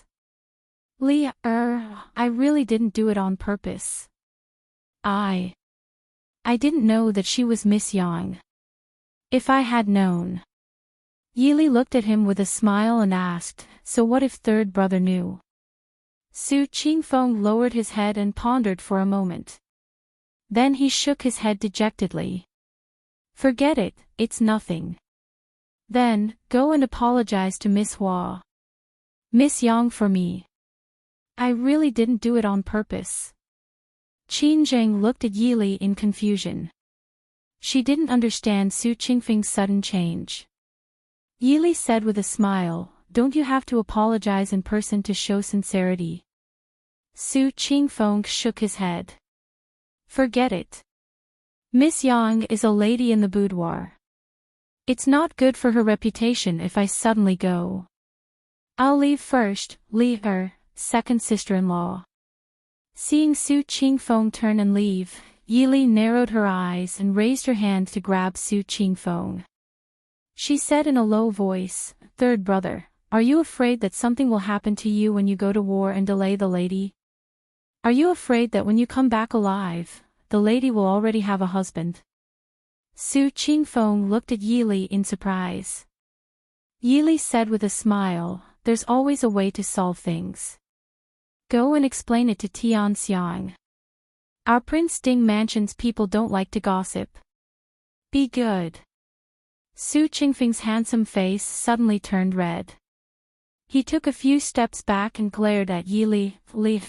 Yi Li pulled Qin Jing and waved at him. Go quickly. Zheng He and I still have things to talk about. We don't have time to deal with the aftermath for you. If no one apologizes to her today, the lady might be sad and... Su Qingfeng's face turned white and he hurriedly left. Behind him, the two women looked at each other and then burst into laughter. You tease third brother like this. Qin Jing shook her head and said after laughing enough. Yi Li helplessly shrugged. How am I teasing him? Third brother is a straightforward person. I'm afraid his temper is more honest than second brother's. If I didn't say this, he might have gone out with such thoughts. When he comes back, if Tian Xiang has a wife, won't he cry to death? Third brother is in a mess because he's in the situation.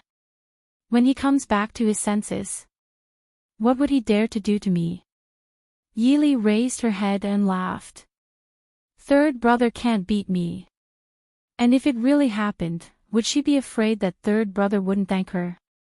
In the guest courtyard of the Prince Ding mansion, in the spacious and quiet courtyard, China Tian Xiang was sitting alone by the flower bed and sulking. She didn't think too much because of Su Qingfeng's words. After all, she knew a little about the character of the young masters of the Su family. Otherwise, she wouldn't have agreed to it when her aunt told her about second Madame Su's intentions. Looking at the situation at the time, she knew that Su Qingfeng was forced by second Madame Su to speak without thinking. Although she knew that Su Qingfeng didn't have any opinions about her, it was impossible for her not to be angry when a lady was disliked like this. At the time, she didn't hesitate to slap the thick book in her hand. Unfortunately, it didn't hit Su Qingfeng's face. Surname Su. Don't fall into this lady's hands. Su Qingfeng quietly landed in the garden from the top of the wall, just in time to see the beautiful and graceful woman pinching a flower with all her might. He couldn't help but shrink his neck. He wasn't really stupid. He didn't doubt that the lady was thinking of strangling his neck at this time. Ahem. Su Qingfeng coughed and looked awkwardly at Hua Tian Xiang. When she turned her head and saw him, she was stunned at first, then her pretty face sank and she turned around to leave. That. Hua. Miss Yang. Su Qingfeng hurriedly called out. Hua Tianxiang turned her head and looked at him indifferently. Third young Master Su, what advice do you have? Su Qingfeng awkwardly stepped forward and said, I didn't mean what I said just now. Please forgive me, Mississippi. Hua Tianxiang's beautiful face bloomed with a cold smile. You're too serious, young Master Su. I'm just an upstart who doesn't know where I came from. How could I dare to blame third young Master Su? Miss Yang. Looking at the cold face of the girl in front of him, Su Qingfeng only felt at a loss. Compared to going to the battlefield, fighting a war made him feel more nervous.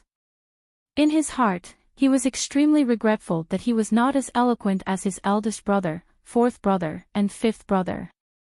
At the very least, he should have a wooden face like his second brother, which would not change even if Mount Tai collapsed in front of him. He did not even know if he was blushing at this moment.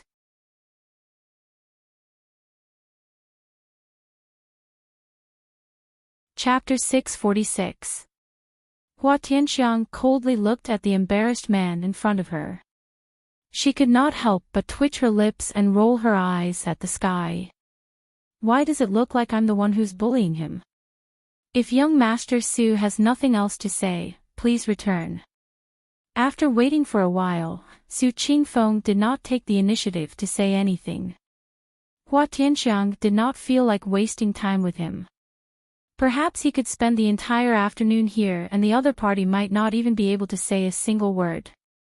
Seeing Hua Tianxiang turn to leave, Su Qingfeng anxiously reached out to grab her. You, ah. Coming to his senses, Su Qingfeng realized that he had been rude to this young lady. He became even more flustered, almost unable to restrain himself from fleeing. However, he could not help but recall his cousin's whispered warning. Luofu has a husband. Luofu has a husband. Immediately, the scene of the woman before him being led by a man whose face could not be seen clearly appeared in his mind. Su Qingfeng hurriedly shook his head, shaking off the image in his mind. He and Hua Tianxiang had indeed met twice in the Chujing capital. However, Su Qingfeng did not pay much attention to it. It was only when he returned to the capital 2 days ago that, in order to avoid his mother, he used the excuse of helping Feng Xiao deliver something to the Prince Ding mansion. Coincidentally, he ran into Hua Tianxiang, who was chatting with Princess Chang'e at Xin Yang's residence. At first glance, he was shocked by her beauty. At the time, Su Qingfeng did not pay much attention to her. It was only when he returned home that his mother pulled him aside and told him a bunch of things about his marriage. Originally, he only felt a headache when he heard these words. However, in his mind, that beautiful face constantly flashed. Su Qingfeng was not a fool. He naturally understood that he had a favorable impression of this young lady. However, because he was about to go to war, he did not dare to think too much about it. He did not expect that before he had even begun, he would have already offended her. Hua Tianxiang looked at the man before her with a strange expression, speechless. Miss Yang. I really did not do it on purpose. I didn't know it was you. My mother always mentioned it to me, and I was forced to say those words. Actually, I wanted to tell my mother that I already have someone I like. At this point, Su Qingfeng's ears turned red and he lowered his head. Hua Tianxiang couldn't help but frown. Since it's just a misunderstanding, let's just resolve it. I don't blame young Master Su. Young Master, please go back. Goodbye. Seeing Hua Tianxiang turn around and leave, Su Qingfeng couldn't help but be stunned. Did he say something wrong? Outside the moon-shaped door not far behind him, Yili and Qin Jing could not help but roll their eyes. Third brother wasn't usually so silly. Yili clenched her teeth and took off a hair clip from her hair and threw it at Su Qingfeng. With a loud bang, it hit Su Qingfeng's head. Su Qingfeng rubbed his head and looked back. He didn't know whether to laugh or cry. Li second sister-in-law, what are you doing here? Idiot, confess. Yili reminded him in a low voice. Third young master Su's face turned red. He turned around and stole a glance at Hua Tianxiang, who had just turned into a flower bush and left. Yili said resentfully, if you don't say it clearly, how will she know what you mean? Qin Jing covered her mouth and laughed. Third brother, I'm afraid Tianxiang will think you like another girl. I didn't. If you didn't, then hurry up. Finally realizing what was wrong, Su Qingfeng quickly turned around and chased after them. Yili and Qin Jing looked at each other and quietly followed. They had only taken 2 steps when they heard Su Qingfeng's voice not far away. Miss Yang, what I mean is that the person I like is you. Su Qingfeng's voice was not loud, but it was definitely not soft. At least, Yili and Qin Jing, who were still standing at the gate, heard it clearly. They could not bear to watch and covered their faces with a long sigh. Behind the flower bush, Hua Tianxiang was shocked by his sudden confession. Before he could say anything, a figure fell from the treetops on the fence with a thud. Su Qingfeng quickly shielded Hua Tianxiang behind him. He glared at the unknown shadow guard in front of him with dissatisfaction. What are you doing here? I'm standing guard. Sorry to disturb you, please continue. The secret guard said expressionlessly and calmly. He leaped back onto the treetop and thought for a moment before adding, congratulations. Thank you very much. Su Qingfeng smiled foolishly. The shadow guard, who had just climbed up the tree, fell again, but this time, he was outside the wall. The third son of the Su family could not be so stupid. He must be standing guard in the wrong position. When third young master Su came back to his senses and turned around, he saw Hua Tianxiang glaring at him before running away. Third young master Su was at a loss. Did I say something wrong again? You didn't say anything wrong, but you chose the wrong place. Yili and Qin Jing walked out from behind the flower bush and glared at him angrily. What do you mean? Yili smiled and said, it wasn't just us.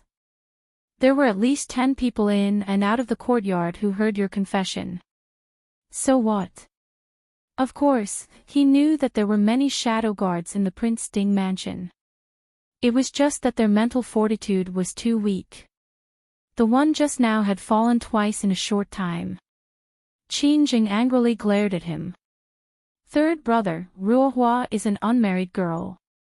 You want her to. Su Qingfeng suddenly understood. Li second sister-in-law, thank you for your advice.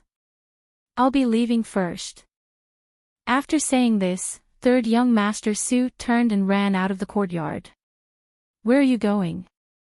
To invite my mother to propose marriage. Third young master Su's voice came from afar.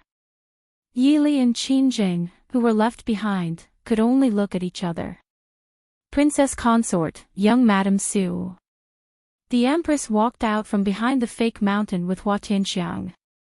When she saw Yili and Qin Jing, Hua Tianxiang shyly lowered her head. Yili went forward and said apologetically, Madam, third brother is straightforward and doesn't care about trifles. Please forgive him if he has neglected you and Ruohua. However, the Su family definitely did not have any intention of bullying you. Please believe me on this. The Empress smiled and said, I naturally believe Princess Consort's words. Third young master Su, is also a person of temperament. Seeing that Yili and the Empress had something to say, Qin Jing also wanted to probe her good friend's thoughts. She pulled Hua Tianxiang and laughed in a low voice. Let's talk. The Empress smiled at her niece and said, Go, Princess Consort and I also want to talk. Qin Jing then pulled Hua Tianxiang away. The Empress turned to look at Yi Li and said, I believe in Princess Consort and the Su family's sincerity. I'm afraid that today's matter was a misunderstanding.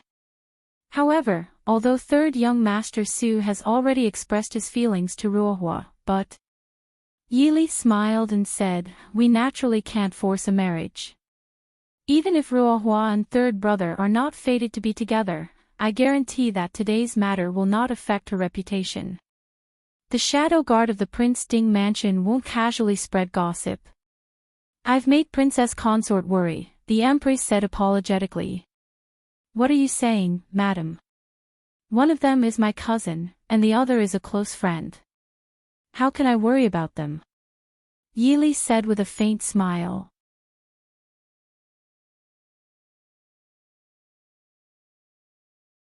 Chapter 647. By the time Yi Li finished speaking with the Empress, Qin Zheng and Hua Tianxiang had returned hand in hand. Seeing the smile on Qin Zheng's face and Hua Tianxiang's blushing face, Yi Li knew the answer. She didn't say anything to make Hua Tianxiang uncomfortable and just smiled at her. Hua Tianxiang blushed and whispered, Li thank you. Silly words. The Su family acted quickly. The next morning, second Madame Su came to propose marriage. Since both the man and woman were interested, the Empress naturally wouldn't make things difficult and agreed. In the end, because the battle was imminent, the two families agreed to marry next year. Although she regretted that she couldn't marry her daughter-in-law immediately, second Madame Su breathed a sigh of relief and her face was full of joy. Seeing this, eldest Madame Su was both envious and helpless. Unfortunately, her sons were each more difficult to deal with than the last. She was afraid that she wouldn't be able to make them submit. After Su Qingfeng's marriage was settled, the day of the battle arrived in the blink of an eye. It was the 26th of June. Early in the morning, the sky was clear and the clouds were light. Glass City, which was usually bustling with noise and excitement, was unusually quiet. However, outside Glass City, there was a sea of people. The sound of drums shook the sky. The Mahist army dressed in black held shiny weapons in their hands and stood in an orderly manner at the city gate, waiting for orders. The people who came to see them off looked around and only saw a black wave that seemed to have no end. Among the black waves, there were countless silver lights that flickered under the sun, adding a bit of coldness and sharpness to the hot summer day. Behind these soldiers, strong and powerful horses stood quietly. Even the earth-shattering sound of the war drums could not alarm them at all.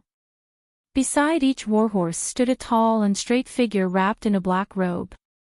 This combination of one man and one horse made people feel as if they could see their heroic bearing on the battlefield. This is the Black Cloud Cavalry. Among the people who came to see them off, someone curiously whispered. People always instinctively admired heroes. All the men looked at them with a bit more reverence, and all the girls had a bit more admiration in their eyes. As expected of the Black Cloud Cavalry. Under the heavens, only the Prince Ding mansion has such elite troops. Everyone was discussing and looking at the city gate in front of them with even more respect. At the city gate, all the civil and military officials of Glass City came to send the army off. Even Mr. Qingyun and Su Zhi, who usually did not care about worldly affairs, came with the students of Lishan Academy. Perhaps because of the military service system in the Northwest, the scholars in the Northwest had to go through at least a year of military service after reaching a certain age before they could take the exam to become an official. Therefore, in the Northwest, scholars looked down on military generals. The concept of civil and military officials belittling each other was much weaker than in other places. There were even some students who threw away their pen and joined the army after serving in the military. In the future, Glass City will have to rely on Mr. Qingyun. Mo Xiuyao respectfully bowed to Mr. Qingyun. Mr. Qingyun quickly reached out to support him and nodded with a smile. Prince, don't worry. On this trip, this old man will congratulate Prince in advance for his victory. Mo Xiaoyao smiled and said, many thanks for grandfather's auspicious words. Mother doesn't want Xiao Bao anymore. Xiao Bao pitifully pulled on Yi Li's clothes and looked up at her with his big watery eyes. Yi Li sighed softly and leaned over to stroke his little head. Mother is going to go on a long journey with your father. Xiao Bao must be obedient at home and listen to your grandfather and granduncle's words, understand? Mother is lying to me. Mother is clearly going to war with father, not going on a long trip. Xiao Bao angrily said. Yi Li helplessly said, all right, mother is going to war. Xiao Bao will be obedient at home. Xiao Bao also wants to help mother in the war. Xiao Bao excitedly said. Yi Li's face was filled with black lines. Sure enough, she knew it. No, you're too young. You can only go when you grow up. Yi Li shook her head and said. Xiao Bao regretfully looked at the soldier standing in the distance, his big eyes shining. Really? When Xiao Bao grows up, I can lead so many soldiers to war. Yi Li speechlessly nodded. Although she wasn't a pure and kind person, she could still be considered a lover of peace. Why would the son she gave birth to be so excited when it came to war? Mo Xiaoyao, who had finished talking with Mr. Qingyun, turned around and lifted Xiao Bao to look at him. Xiao Bao's little face was stiff as he looked at his father. He was still angry that his father didn't let him sleep with his mother last night. Be obedient at home. Mo Xiaoyao raised his eyebrows and said lightly. Xiao Bao frowned coldly and said in an even more indifferent tone, protect mother well, and win the war. Mo Xiaoyao reached out to rub his son's little head and asked, is there nothing else you want to say? Xiao Bao hesitated and then said with some hesitation, be careful. Clearly, Xiao Bao was not used to showing concern to his father who had always been his enemy. When the others saw Xiao Bao's hesitation and calmness, they couldn't help but laugh in their hearts. But no one dared to embarrass little heir Xiao Bao. Su Qingchen lightly coughed and said to the two, be careful. Glass City has me, you don't have to worry. Mo Xiaoyao nodded and said, of course I trust Qingchen Gongzi. I'll leave everything to you. Yi Li softly said, big brother, take care. Be careful. Su Qingchen softly exhorted as he looked at the woman in white who didn't wear any makeup and didn't wear any hairpins. The women of the Su family also came forward to say goodbye to Yi Li. Eldest Madame Su looked at Yi Li and said seriously, Yu Qin and Jun Han, you don't have to worry. Eldest aunt and second aunt will take good care of them. You must be careful outside. Yi Li, take care. Qin Zheng and Hua Tianxiang held on to Yi Li and said softly.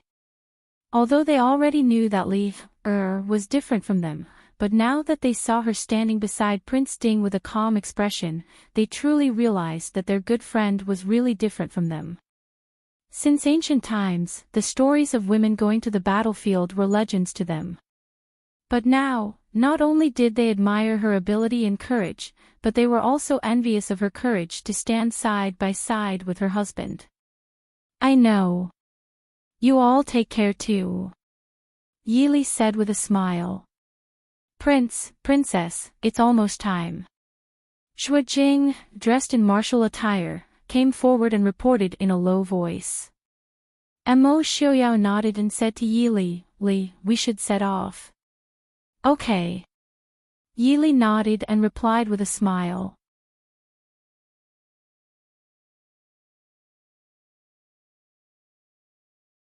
Chapter 648.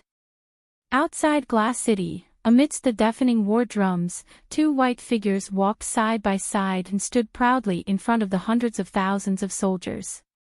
The Mo family army, which seemed to have no end in sight, was completely silent as the black banners fluttered in the wind. Everyone looked at the man and woman in white in front of them with trust and respect. Behind Yili were the generals who were going to go with her. Zhang Qilan, Lu Jingxian, Feng Zhiyao, Mo Hua, Zhua Jing. With wine as a sacrifice to the heavens, the air outside the city was filled with the faint fragrance of wine. After drinking a cup of wine with the people who came to send them off, as well as the Mo family soldiers, Mo Xiaoyao announced in a clear voice, "Set off." His clear and melodious voice, mixed with his inner strength, spread throughout the entire area. "Yes, sir." Hundreds of thousands of people shouted in unison. Mo Xiaoyao and Yili looked at each other and smiled. They walked to their horses at the front and mounted them. Taking the lead, the horses and carriages headed towards the official road in the distance. Following behind them were the various generals of the Mo family army. The Mo family army soldiers behind them also slowly began to move, gradually forming a long black dragon that gradually went further and further away. Until the last group of Mahist army soldiers left the city gate, the people who were waiting outside the city to send them off gradually dispersed. Su Hongyu and Su Qingchen supported Master Qingyun on both sides and said, "Father, let's go back too." Master Qingyun nodded and sighed to his two sons and grandson, Azure Dragon soaring. Glass City will have a lot of things to do in the future. Prince Ding actually entrusted the Northwest to you guys. You guys have to take care of it. Su Hongyu said respectfully, "Father, don't worry. The Northwest is the lifeline of the Prince Ding mansion and the Mahist army. I don't dare to neglect it." Master Qingyun looked at his son and grandson in front of him and nodded with gratification. He smiled, "In the future, not only the world, but also the Northwest. You guys have to be careful." "Father, thank you for your reminder. I understand." Mo Xiaobao held Ling Junhan and Su Jirui's hands and looked at the adults in front of him. Although he was smart enough, there were still some words that he couldn't understand.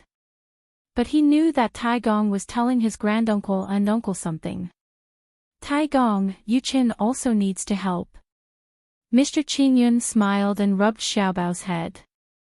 "You, being obedient means you've helped." Xiaobao wrinkled his nose in grievance. He was no longer a child. Su Qingchen bent over and picked up Mo Xiaobao. He smiled and said, "Take good care of Jirue and Junhan. This will be a great help to uncle." Satisfied, Xiaobao snuggled into his uncle's arms. He must agree to immortal uncle's request. Looking at the two little buns beside him, Mo Xiaobao's sense of responsibility immediately swelled. These two little kids didn't know anything and obviously needed someone to take care of them. All right, this prince will reluctantly take good care of them. Raising his head to look at the black dragon walking further and further away, Mo Xiaobao rubbed his nose against Su Qingchen's chest, feeling a little sour. Xiaobao really misses his mother. The northwest area wasn't large. With the Mahist army's marching speed, it only took a few days to reach the border between the northwest and Xiling. The Mahist army didn't stop at all and didn't give the Xiling border guards time to react. In just 2 days, they broke through the border city of Xiling. This was also the first time someone had broken through the border city of Xiling since the establishment of Xiling. At this time, Xiling's god of war Enchanting was still in Dechu State, casting his ambitious gaze towards the rich south of Dechu State. Receiving the battle report, Enchanting shattered the Celadon teacup in shock. He suddenly stood up and roared, "Mo Xiaoyao." The generals below who had been full of confidence looked at each other, not understanding what had happened. One of them gathered his courage and asked, "Prince, the Mahist army sent troops to help Dechu State. Even so, we don't have to be afraid of him." Although the Mahist army's bravery was well known, they weren't just facing Xiling this time. They were facing the northern region and the northern tribes at the same time.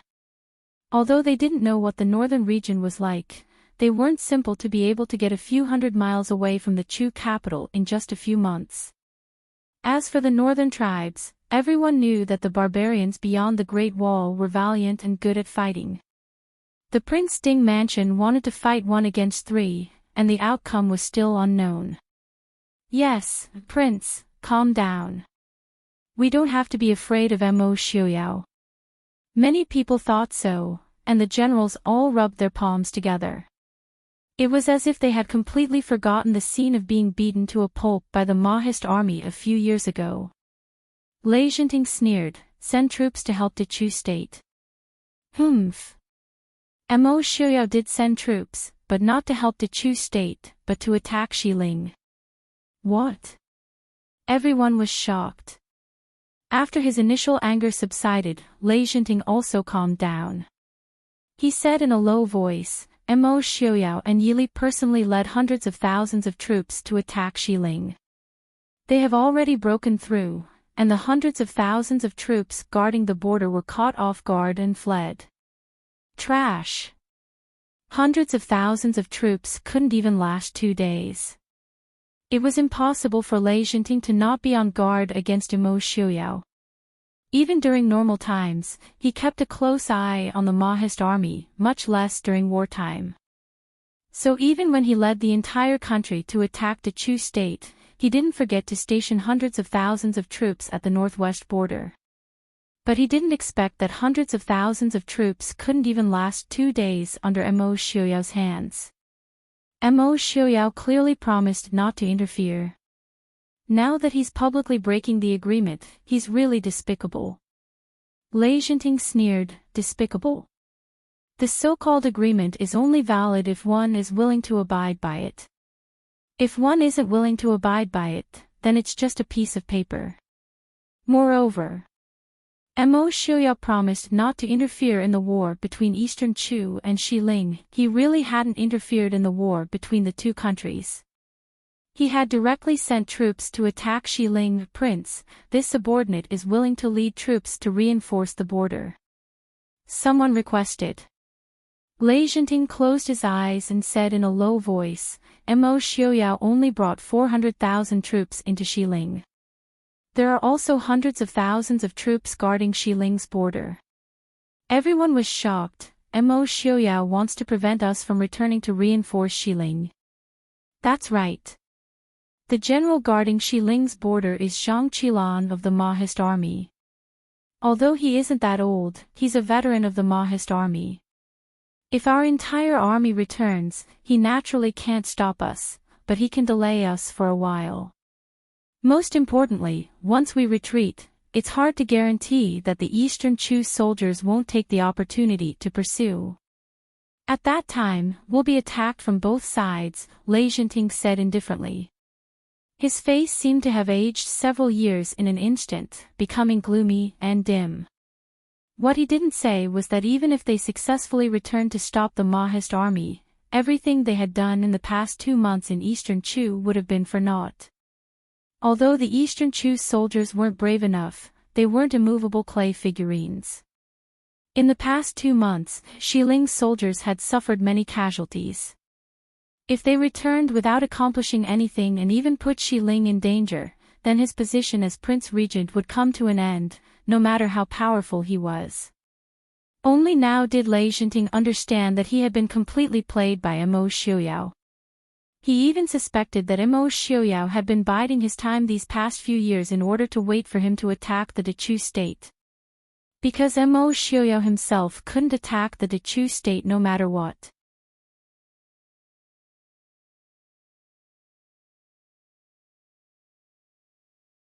Chapter 649. Mo Xiuyao. What a good Mo Xiuyao. Enchanting said through gritted teeth. Prince, are we just going to? The general below said with righteous indignation. What about it? Were they going to ignore the Western Tomb and continue to attack the Chu state? That was clearly impossible. But were they going to give up on the Chu state's territory and return? How could they be willing to do that? Someone said hesitantly, the Crown Prince is guarding the imperial city. Perhaps he can stop the Mahist army's attack. We'll send a portion of our forces back to reinforce. As he said this, his voice trailed off. Although their military strength far exceeded the Mahist armies, if they were to send half of their forces back, they would first have to pass through the 400,000 Mahist army's blockade. Only then would they be able to face Mo Xiuyao's elites. Not to mention how many people would be left at this time. Just how much of an effect these people would have against Mo Xiuyao's army was already worrying. The room was silent for a long time before Lei Zhenting's voice sounded, "Deputy General, I will leave you 300,000 men. Continue to attack Eastern Chu. Do not advance prematurely." Sitting next to the army's deputy, who was also Lei Zhenting's trusted aide, stood up and said in a clear voice, "This subordinate obeys." "Prince, please be at ease." Lei Zhenting nodded and said, "I will lead the remaining people back to the Western Tomb as quickly as possible. I hope we can still make it." Everyone wanted to comfort the prince that he didn't need to worry too much. Mo Xiuyao wouldn't be able to reach the emperor of Xiling City in a short 10 days. But seeing their prince's tired expression, they couldn't bring themselves to say any words of comfort. Lei Zhenting waved his hand and said, "You can all withdraw. This subordinate will withdraw." The generals retreated respectfully. In the empty room, Lei Zhenting sat alone under the dim light. After a long time, he waved his hand and swept all the files and teacups off the table onto the floor. Mo Xiuyao. It was just as Lei Zhenting had predicted. Or rather, the Mahist army had repeated the scene when the West Hill attacked the Dechu state a few years ago. In just half a month, the 400,000 Mahist army had already taken down 4 cities in West Hill and advanced to Bian City in the hinterland of West Hill. This city was second only to the Emperor Xiling City in Xiling. It was even more prosperous than An City, which was originally occupied by the Murong family. This was because this was the only way to get to Glass City and even the Central Plains. The liveliness and prosperity of this place went without saying. More importantly, although the West Hill was vast, most of the areas were not suitable for growing food. Of the few remaining places that could produce food, half of them were near Bian City. There was also the Longshan Academy, which was one of the 3 great academies in the world and was as famous as Lishan Academy. It was located on Longshan, east of Bian City. Such an important place naturally couldn't be compared to others. When the Mahist army arrived, Lei Tingfeng, who was originally in the imperial city, had also led 300,000 troops to Bian City. Thus, the 2 armies faced off for the first time in Bian City. The previous few battles could only be considered a one-sided suppression by the Mahist army. Lei Tingfeng had led his troops all the way to Bian City and was extremely tired. The Mahist army had continuously fought and marched for more than 20 days and were also exhausted. Thus, Mo Xiuyao gave the order to set up camp outside Bian City and rest for a while before beginning the siege. In the large tent of the Mahist army, all the generals were in high spirits.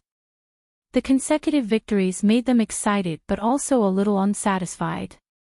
Thus, when Mo Xiuyao gave the order to stop the siege, many people couldn't hold back and came forward to ask for battle. Mo Xiuyao and Yi Li sat side by side on the main seat of the tent. They leaned against the armrest and looked with half a smile at the people who were arguing about who should attack first. Feng Zhiyao lazily sat on the chair and looked at them arguing with a smile. He picked his ear and looked at Mo Xiuyao. "Prince, you should say something. Otherwise, we'll really start fighting." Hearing this, the people arguing immediately stopped. Dozens of pairs of eyes looked at Mo Xiuyao. Mo Xiuyao said unhurriedly, "Didn't I say it already? Set up camp and rest. We'll attack again tomorrow." Yun Ting didn't understand. "But Prince, Lei Tingfeng's 300,000 reinforcements have already arrived. Shouldn't we take advantage of the fact that they're tired and unprepared?" Mo Xiuyao glanced at him and said lightly, "They're tired, but we're even more tired than they are. Do you all think that we've been fighting too smoothly, so the West Hill can't withstand a single blow? Don't forget, in the last decade or two, the West Hill has always had the upper hand in the battle between the West Hill and the Dechu state. Isn't that because the Mahist army didn't participate in the battle? Some people muttered in their hearts. Mo Xiaoyao said carelessly, the reason why we've been winning so smoothly these days is because of two reasons. One is because Enchanting sent most of his elites to attack the Dechu state. Another is because we caught them off guard and they couldn't react in time. Although the West Hill often invades other people's borders, they haven't fought in their own land for many years. Their weaknesses are very similar to the Mahist army. They're good at attacking and not good at defending. I can tell you all very seriously that our battle really began in Bian City. Lu Jingxian frowned. Prince is overestimating Ladingfeng. Prince isn't overestimating Ladingfeng. Yi Li, who had been listening to them in silence, said, Bian City is the largest city in the West Hill besides the Imperial City. It can be said that there are hidden dragons and crouching tigers here. Hidden dragons and crouching tigers? Everyone looked at each other.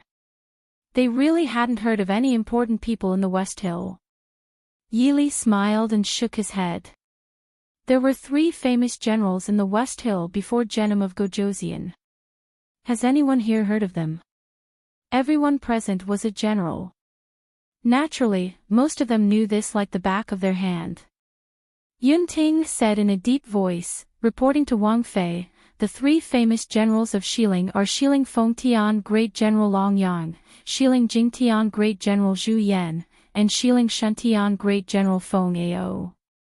These 3 people are said to be the best friends of the former emperor of the West Hill, Emperor Xianwen. After Emperor Xianwen ascended the throne, he opened up the territory for him and fought everywhere. During Emperor Xuanwen's reign, the territory of the West Hill expanded to the west, nearly 1/3 of the original territory.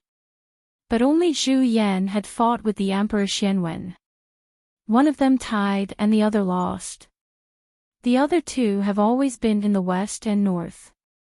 After the Emperor of Xiling ascended the throne, he was under the control of his younger brother, Genom of Gojoseon. But these 3 generals were loyal to Emperor Xianwen and to the Emperor of Xiling chosen by Emperor Xianwen, so they didn't get along with Genom of Gojoseon. They were stripped of their military power by Genom of Gojoseon. This was 20 years ago. The others also nodded. What they knew was mostly the same as what Yunting said. The youngest of the 3 generals should be 70 years old now. No one knew if he was still alive. Even if he was, it was impossible for him to fight on the battlefield. Yi Li smiled faintly. Unfortunately, 2 of the 3 generals are now in Bian City. Fengtian General Long Yang and Jingtian General Zhu Yan. Everyone was silent.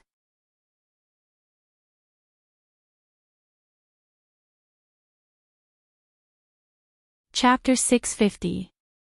Mo Xiaoyao looked at the crowd with a smile. Everyone, do you still want to fight? After a moment of silence, someone finally said, of course. But, we can take a break before fighting. Finally, someone said. Bian City didn't only have the 300,000 people brought by Ladingfeng. The defenders around Bian City, plus the scattered soldiers from the front, added up to at least 200,000 people. Even if Long Yang and Zhu Yan didn't get along with Enchanting, they wouldn't just stand by and watch Bian City being besieged. They were probably already prepared and waiting for them. Bravely moving forward was a good thing, but recklessly moving forward without seeing the reality in front of them was stupid and impulsive. Mo Xiaoyao nodded with satisfaction. Very good, now go and rest. Tomorrow, show I your siege plan. I'll leave. Everyone retreated. Feng Zhiyao, who walked at the back, hesitated for a moment, but still stayed. Mo Xiaoyao glanced at him and said unhappily, what else do you want to say? Feng Zhiyao thought for a moment and sat down again. Prince. Longyang and Zhu Yan are really in Bian City. Mo Xiuyao was amused. Is there any benefit for I to lie to you? Feng Zhiyao sighed. This luck is too bad. It's okay to meet one of these old monsters, but how can you meet two at the same time? I heard that in the past, even the regent had a hard time winning against Zhu Yan. The Chu state's former regent Imo Lufang was known as a peerless genius. He had never been defeated in his life, but he had reached a tie with Zhu Yan. This was enough to prove that this Jingtian general was not simple. What's more, although the other Fengtian general had never fought against the Mahist army, but in the western region, this General Long's name was more famous than the Emperor of Xiling. He swept through the small countries in the western region, and his killing name had reached the point where children would cry at night. Mo Xiuyao smiled. Indeed, our luck isn't too good. It may be a bit difficult for these old generals to charge and break through the enemy lines. But as a military advisor to guide Lei Dingfeng, it's enough for you to suffer. But our luck isn't too bad. There's a flat land in front of Bian City. Otherwise, we would be unlucky before we reached the city. Feng Zhiyao was puzzled. What do you mean? You don't plan to do it yourself? Mo Xiuyao smiled. If I do it, I won't be better. I don't like city battles. Feng Zhiyao could not help but roll his eyes. Do you still have the right to choose whether you like it or not during a battle? Even if I don't like it, it will not disappear. Mo Xiuyao said with some regret. Speaking of which, this king really wants to meet these old generals. But it's a pity, they are old. Maybe it was because Mo Xiuyao was too outstanding, or maybe it was because the reputation of the Ding Palace was too strong. In Mo Xiuyao's generation, there was almost no one who could compete with him. Compared to his father, or even his elder brother, Mo Xiuyao was undoubtedly lonely at that time. When people mentioned Prince Ding, they always praised him for his strategizing and his ability to fight. But only he knew that it had been a long time since he was able to fight to his heart's content. How do you know they didn't train their descendants? Feng Zhiyao muttered in a low voice. Mo Xiuyao smiled. If that's the case, then it's even better. That way, it will be more interesting. In the end, Feng Zhiyao, who still couldn't find out what Mo Xiuyao meant, left angrily. In the tent, Yili leaned on Mo Xiuyao's chest and asked softly, these two old generals are indeed not simple. We really have to be careful. Are we really not going to care about them when we attack the city tomorrow? Mo Xiuyao smiled faintly. Killing their spirit is also good. This journey has been too smooth. It's not good. Yili nodded. She understood Mo Xiuyao's worries. In fact, this was also her worry. Although the sudden appearance of these two old generals in Bian City may break their original plan.